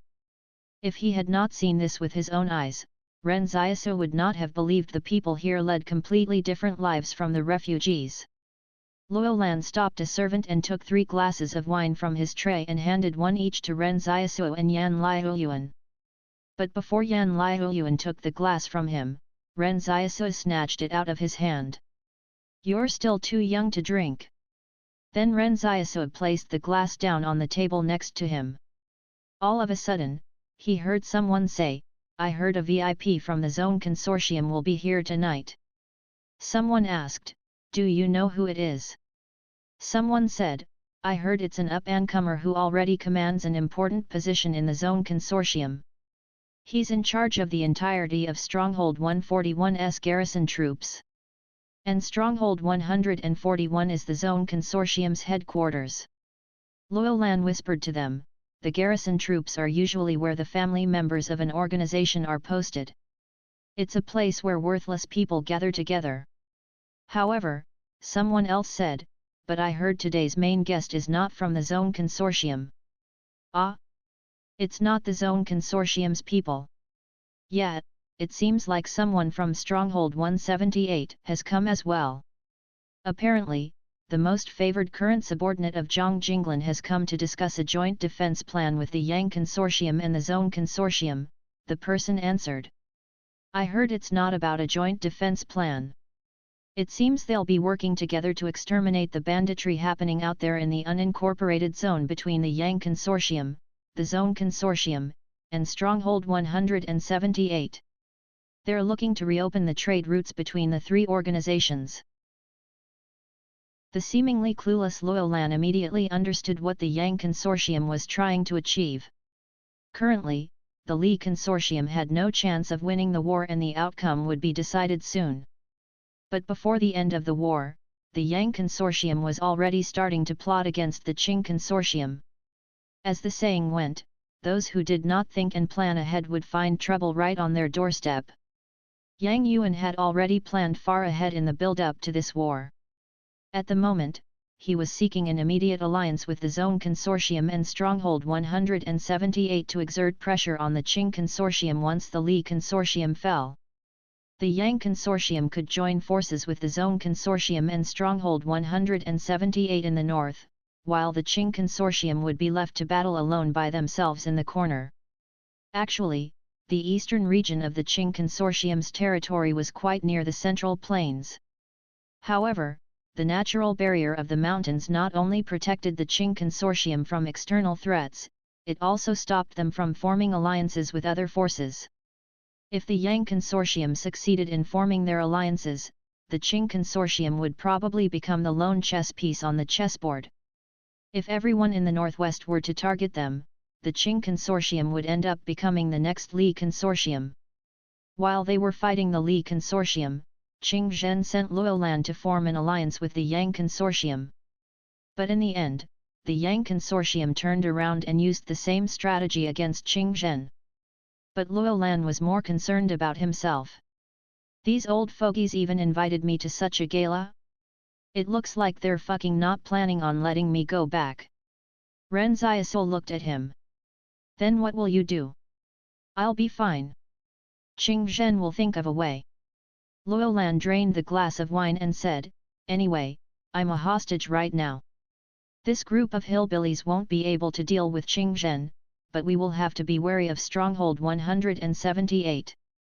I've already told him to finish off Zhang Jinglan secretly, but he wouldn't listen to me. See what happened now. Ren Xiaosu thought for a moment and said, is it possible that Qing Zhen has made more considerations than you? Luolan was taken aback. That's possible too. After all, my little brother is much smarter than I am. It was at this time that Ren Xiaosu realized Luolan had a subconscious habit of praising his little brother no matter where he went. Then Ren Xiaosu wondered if Su Xianchu had gone to Stronghold 178 or not after handing the letter of recommendation to him. He also wondered how Su Xianchu was doing since no one made any mention of Su Xianchu so far. Although he always made Su Xianchu his scapegoat, it was only because his hand was forced by the circumstances. He really liked Su Xianchu because the guy was very sincere to his friends. Back when Su Xianchu fled to the stronghold and met him there, he even asked Ren Xiaosu if he wanted something to eat when he only had half a cornbread left. So Ren Xiaosu sincerely hoped that Su Xianchu could succeed and do well at Stronghold 178. Luolan suddenly looked at Ren Xiaosu. Aren't you on good terms with Zhang Jinglan? Go and tell him that our Qing Consortium will join forces with Stronghold 178 to eliminate the Yang Consortium and the Zone Consortium. Ren Xiaosu raised an eyebrow. We're not that close, so don't even think about it. Haha, I'm just saying, Luolan said with a laugh. The public figures around them were giving toasts to those they knew. Some of them even introduced their friends to other friends of theirs. This was probably how the smaller social circles were formed. The people here were mostly only making friends with those who would benefit their own interests and then come together as they aligned their interests for even greater benefits.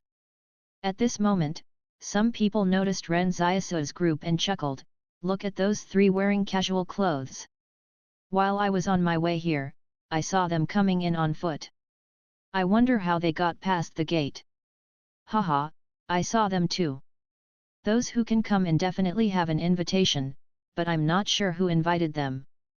These people were speaking in whispers. Although Ren Xiaosu's group could not hear what they were saying, Ren Xiaosu was pretty sharp. He could tell they were discussing them by their gazes. As for what they were discussing, he could think of it even with his toes. Gradually, more and more people around them shifted their attention to Ren Xiaosu's group. They were whispering among themselves like they had found a good conversation topic. But they kept their voices low so it wouldn't get awkward if Ren Xiaosu's group heard them. This was what their demeanor and culture were really like.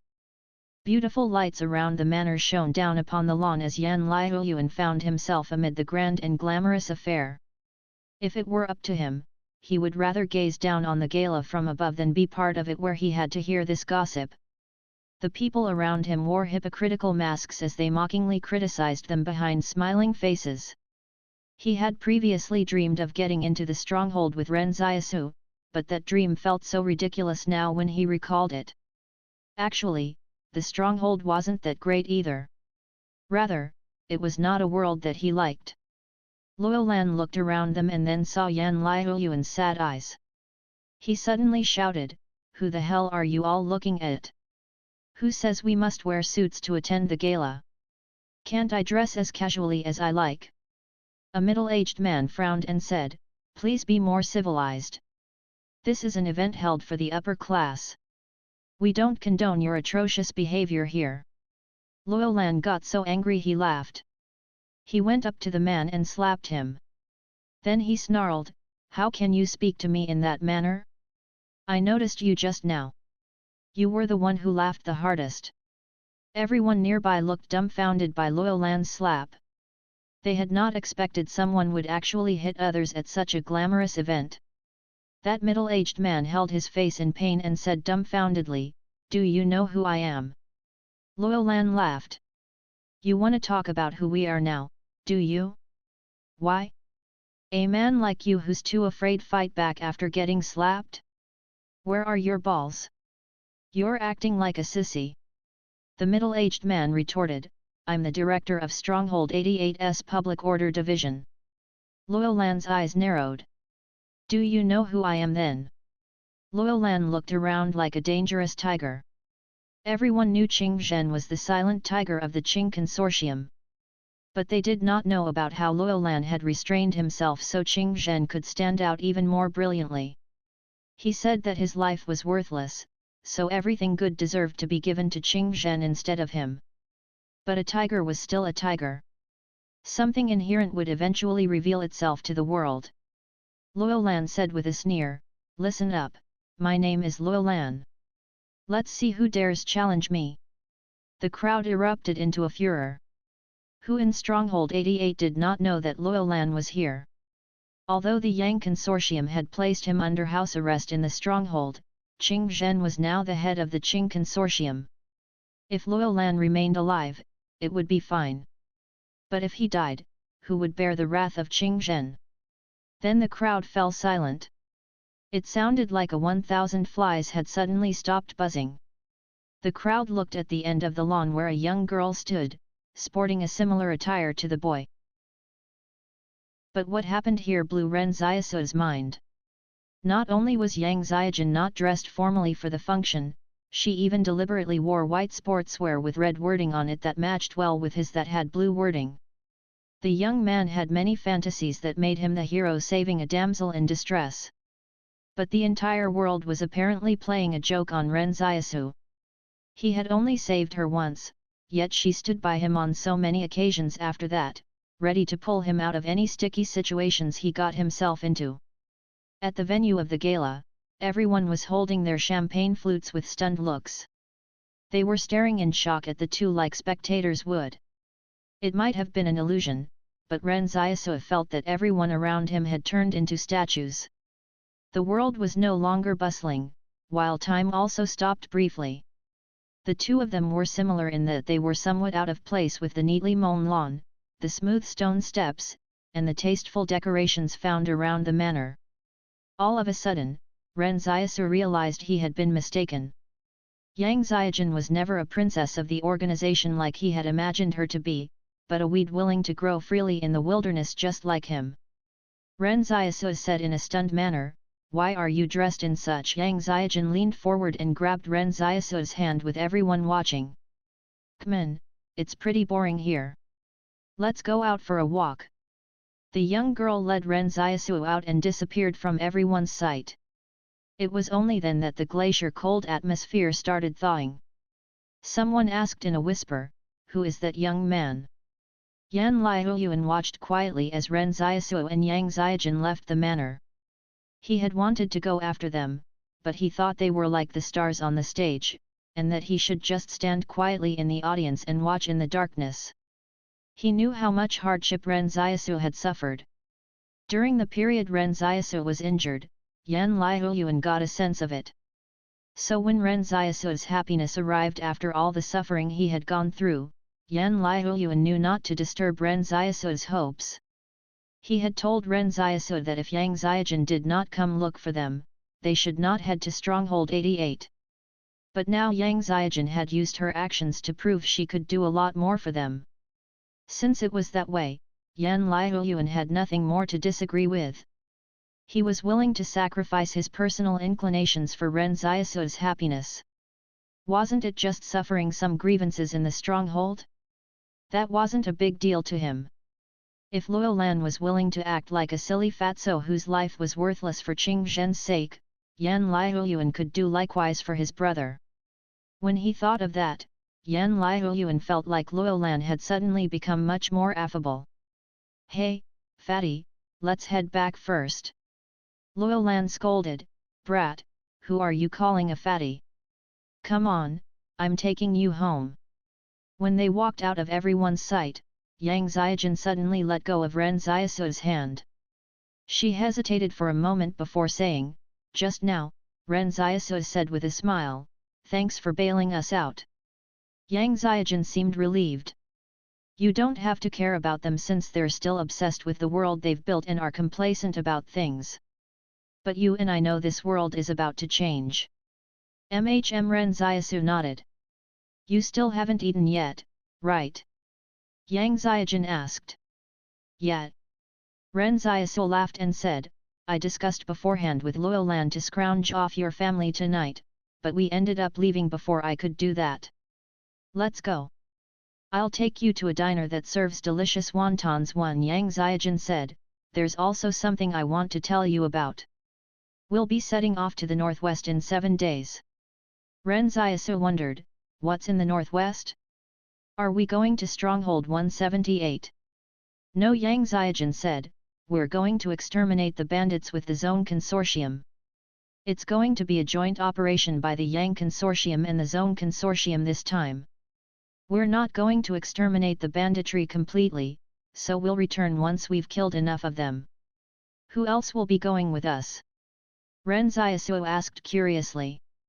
"The Zone Consortium's people." Yang Ziajin said calmly, "We have to be careful along the way. Don't trust anyone besides me." Ren Xiaosu was shocked. He suddenly recalled the time they were on the expedition to the Jing Mountains. Although they did not trust each other at the time, they still formed a temporary alliance. Now that he thought about it, that alliance felt rather nice. Neither of them mentioned holding hands. The stars were shining brightly in the night sky, and it was the perfect time to have supper. The uproar at the gala did not subside even after Ren Xiaosu and Yang Ziajin had departed. Everyone seemed to have found a new topic to gossip about. Many of the higher UPS knew the purpose of the gala tonight. A young and promising man from the Zone Consortium who was known to be a supernatural being would be here for the function. In addition, Yang Yuan had arranged for Yang Ziajin and Zhong Cheng to exterminate the bandits together. His intention could not be any more straightforward than this. It was not like the higher UPS were stupid. The gala had not even started yet. Yang Yuan, the representative of Stronghold 178, and the young man from the Zone Consortium were still discussing some matters inside the villa. The gala would only officially begin when they were done with the discussion and after they walked out of the villa. But before the function even began, the stars for the night had already run off with someone else. In fact, she was the one who made the other person run off with her. At this moment, Yang Yuan and 2 young men stepped out of the villa. As he smiled at the guests, Yang Yuan calmly took a glass of champagne and said, "Honored guests, what's going on here? Is there something interesting you're discussing?" Someone hesitated before saying, "Your niece left with a young man." Yang Yuan's expression remained unchanged. He maintained his smile and said, "Oh? Which young man?" Some people secretly sighed at how shrewd Yang Yuan was. He could still keep such a straight face at a time like this. Someone replied, "I don't know where he popped out from. But he came here with Luolan and was dressed in casual attire." Yang Yuan took a deep breath and said with a smile while looking at Zhong Cheng and Su Xianchu next to him, "Zhong Cheng, brother little Su, I'm sorry about this, but I have to deal with some family matters first." Su Xianchu did not mind and said with a smile, "What's the matter? Who ran off with your niece?" "It's just a refugee called Ren Xiaosu. There's nothing worth mentioning about him," Yang Yuan answered. But Su Xianchu was stunned. He suddenly asked the others around him, "Where did Ren Xiaosu go? Which direction did he head off to?" The people at the gala were dumbfounded. What the hell was going on? The situation was such a mess. "I think they took off towards the south." Su Xianchu bade farewell to Yang Yuan. I'm sorry, Chairman Yang. Ren Xiaosu is a good brother of mine. We haven't seen each other in a long time, and he's also my benefactor. I'll go look for him first, so let's discuss the other matters tomorrow. Then Su Xianchu ran out and chased after Ren Xiaosu. 1. A type of Chinese dumpling commonly found across regional styles of Chinese cuisine. https://n.wikipedia.org/wiki/wonton. With the collapse of the Champagne Tower, the tense atmosphere was finally broken. Someone asked, "Third uncle, was that the representative from Stronghold 178 just now?" Yang Yuan handed the champagne in his hand to a subordinate beside him. He was no longer in the mood to drink. "Yes, that's Su Xianchu." Everyone knew the main guest tonight was actually Su Xianchu. The war in the southwest was very intense, yet Stronghold 178 remained standing amid the fighting. It was as though they were not the least bit interested in the war happening in the southwest. But while they remained quiet, it did not mean others could disregard them. As the older people knew, there was a group of ferocious beings hiding behind the walls of that fortress. The other strongholds were all simply known as strongholds. Only Stronghold 178 was sometimes referred to as a fortress by people in private. It also seemed like it was the only stronghold that was qualified to be named as such. When an all-out war arrived, that magnificent fortress would turn into a sophisticated war machine. With its gigantic and strong gears working together, it could destroy any targets that were a threat to the fortress.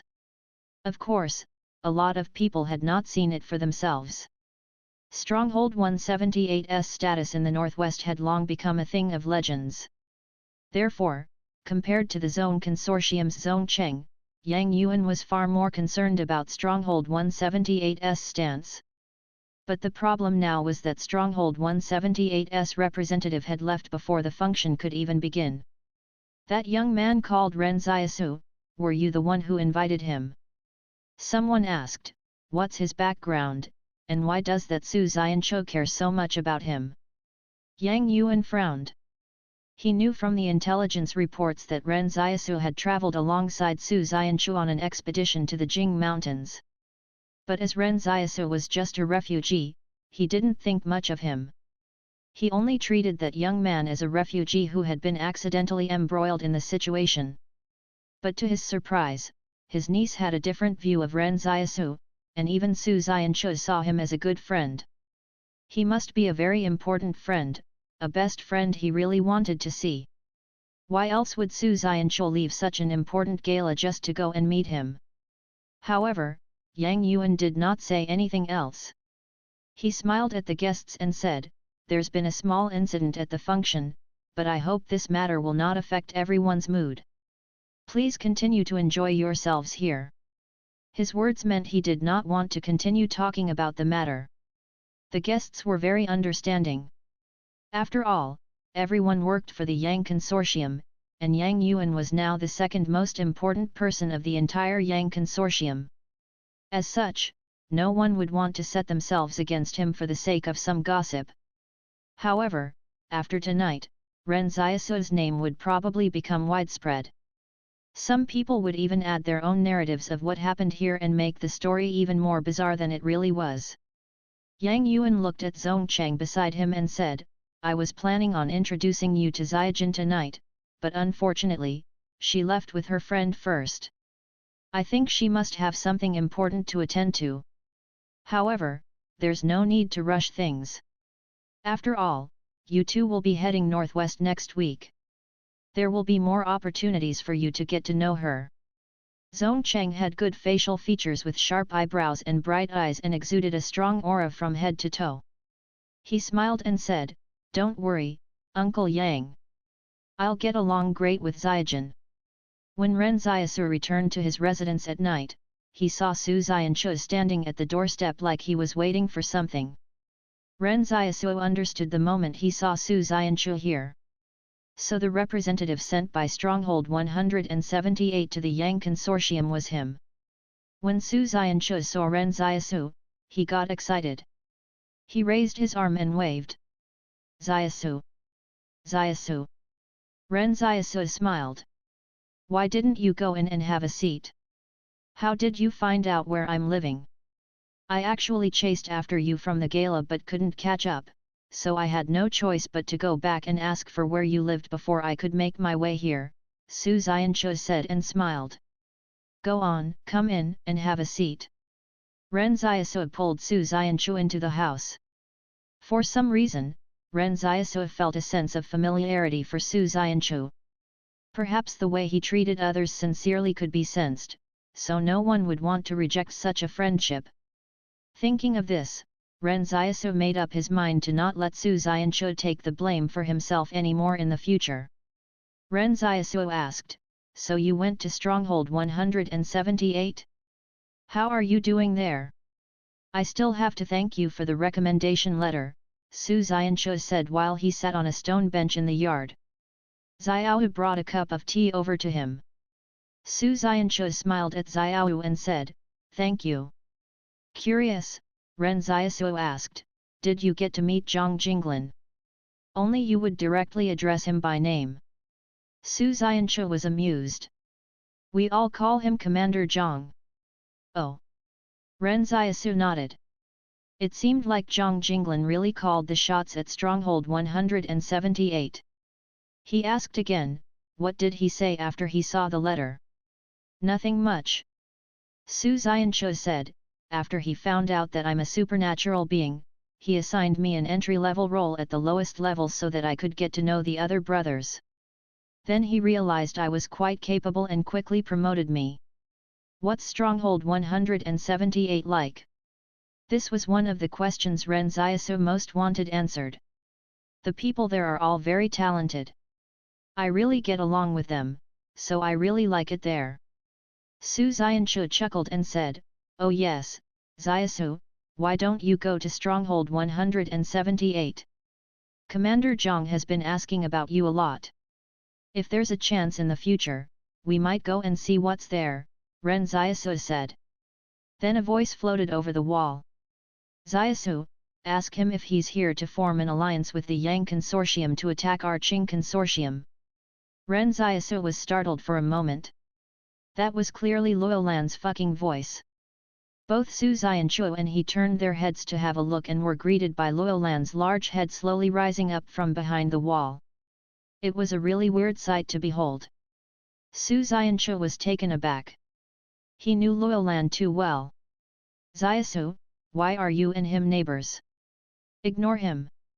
He was placed under house arrest here, but I'm not, Ren Xiaosu said.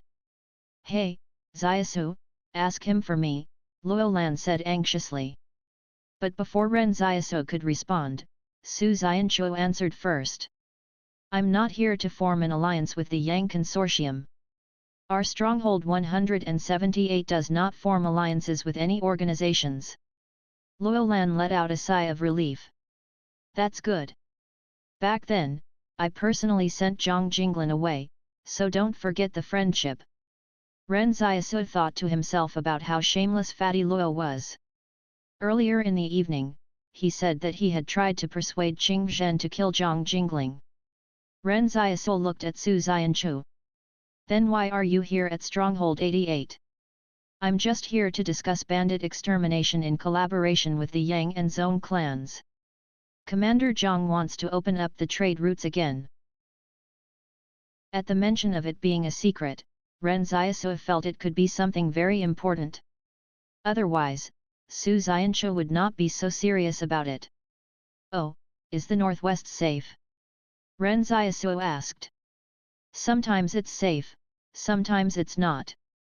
Su Xianchu smiled and said, it really depends on the situation. But recently to the north, forget it, I can't talk about that either. All right then. Ren Xiaosu had a feeling that Stronghold 178 was keeping a secret and that secret had something to do with Zhang Jinglin's departure from Stronghold 178. But what exactly was it that made Zhang Jinglin feel like it was meaningless for him to stay behind in Stronghold 178? Zhang Jinglin had once said to Yan Liuyuan that war would not save humanity. What did he really mean when he said that? However, that didn't really have anything to do with Ren Xiaosu. He looked at Su Xianchu and said, have you heard of anything recently? Su Xianchu was taken aback. Hear about what? Haha, Ren Xiaosu laughed. It's nothing important. Then, Su Xianchu said, oh yes, I have some big news to share with you. My original power was to summon a shadow clone, you know. Ren Xiaosu nodded. I know. The shadow I summon has gained an additional cauldron. Su Xianchu said excitedly, this cauldron is so strong it can even block an RPG. Su Xianchu then summoned his shadow. It stood quietly in the yard with a large black cauldron floating behind it. It was extremely large, so large that it could even envelop an entire person. Ren Xiaosu stared blankly at the cauldron. Damn, Su Xianchu looked particularly excited. Don't look down on this black cauldron. You know, it can be used as a shield against bullets and also to smack people. It's infinitely powerful and there are many wonderful uses for it as well. I can even use it to stir-fry vegetables. When I lead troops out to the Gobi, we don't even have to bring along a mess kit. How convenient. It is convenient, Ren Xiaosu said. Ren Xiaosu suddenly felt that the cauldron looked very familiar. Wasn't it a larger version of the black iron cauldron he had used for catching sparrows? Wait a minute. When Ren Xiaosu took a more careful look, he suddenly felt very uncomfortable, because he noticed a small crack in Su Xianchu's cauldron. Back then, his metal cauldron had formed a small crack when he accidentally knocked it over. However, it did not really affect the functionality. This was a power the shadow formed on its own. So how could there be a crack? Ren Xiaosu's expression grew concerned and weirder. Meanwhile, Su Xianchu was still showing off his power. It might be because my power is getting stronger, so the cauldron is also becoming bigger. I wonder how big it can get in the future. If I can even use it to block an artillery shell, that would be even better. Ren Xiaosu said with mixed feelings, yeah, it will grow bigger. Ren Xiaosu realized Su Xianchu's cauldron must have appeared after he pushed the blame onto Su Xianchu. And as he pushed even more blame onto Su Xianchu, the cauldron would just get bigger and bigger. He did not know why, but since Su Xianchu wanted the cauldron to grow bigger, he would naturally have to help him fulfill his wish as a friend. But as for why? Ren Xiaosu could not understand it at all. So as long as he pushed the blame onto Su Xianchu, it would result in Su Xianchu conjuring up a cauldron? What was the principle behind that? There was absolutely no logic. From the other yard, Luolan suddenly said, oh yes, old Su, thank you. Luolan was leaning against the wall and seemed like he was about to say something. However, Ren Xiaosu suddenly roared, can't you go back and sleep already? I'm talking with my friend here, so don't keep bringing up your Qing Consortium's matters and interrupting us. Isn't it already clear that they aren't gonna form an alliance with the Yang Consortium? Luolan cursed as he retracted his head back down. The soldiers who were charged with carrying him behind the wall let out sighs of relief. It was only when Ren Xiaosu saw Luolan leave that he heaved a sigh of relief. He was a little worried Luolan would suddenly mention how old Su had saved his life back at Stronghold 109. If he brought that up, Su Xianchu would definitely understand everything. Su Xianchu looked utterly confused. Why did he thank me? Ren Xiaosu chuckled and said, maybe he's thanking you for not forming an alliance with the Yang Consortium. Don't worry about the details.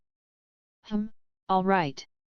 Su Xianchu suddenly whispered, Xiaosu, why don't you follow me back to Stronghold 178? The people there are really nice. I've lived in the Stronghold before, so I know how the people in Stronghold 178 are different. Ren Xiaosu thought for a moment and asked, how many people can you bring? How many of you are there? Su Xianchu asked. 30, Ren Xiaosu replied. Then I can't make that decision. Su Xianchu frowned and said, I'm mainly here to negotiate with the Yang Consortium. Why don't I go back to Stronghold 178 next week and inform Commander Zhang about this? Ren Xiaosu considered it seriously and said, sure. But after tonight, once Yang Yuan realized how important Ren Xiaosu really was, he would most probably not allow him to leave so easily. However, Ren Xiaosu was well prepared now. One plan was to follow Luolan when Qing Zhen came to rescue him, while the other plan was to rely on the successful negotiations between Su Xianchu and Zhang Jinglan and the Yang Consortium. No matter which plan succeeded, he would have to seize the opportunity. Only one thing made Ren Xiaosu hesitate. But it didn't matter as he still had time. Su Xianchu's arrival seemed to have added some small episodes to Ren Xiaosu's life, and it also gave him another possibility to consider for his future. However, Su Xianchu did not stay at Stronghold 88 for too long. After the Yang Consortium, and the Zone Consortium had agreed to eradicate the bandits, he immediately headed back to give his report. Someone found the opportunity to ask him about his relationship with Ren Xiaosu. In the end, Su Xianchu only said he was indebted to Ren Xiaosu, and that it was Ren Xiaosu who hooked him up with Stronghold 178. With that revelation, a lot of people were stunned. What was Ren Xiaosu's background? He could even recommend people to go to Stronghold 178? As a matter of fact, it was quite difficult for someone living in the Stronghold to arrange a job for their relatives. But somehow, Ren Xiaosu could leapfrog the chain of command of the Stronghold and promote someone to officer? However, as Su Xianchu did not mention the details, everyone did not know how Ren Xiaosu managed to do it. After Su Xianchu left, Ren Xiaosu's life returned back to normal. It was not yet time for Yang Xiaojun and him to go out to exterminate the bandits, but he was still very happy to study and practice hand-to-hand combat every day. The only surprise was that the woman named Zhou Yingxiu appeared again after disappearing for a week. Moreover, the woman seemed to have made up her mind to follow Ren Xiaosu all the time. She would be at the library whenever Ren Xiaosu went there. Ren Xiaosu guessed it must have been Yang Yuan who had ordered her to get close to him again to fish for some useful information.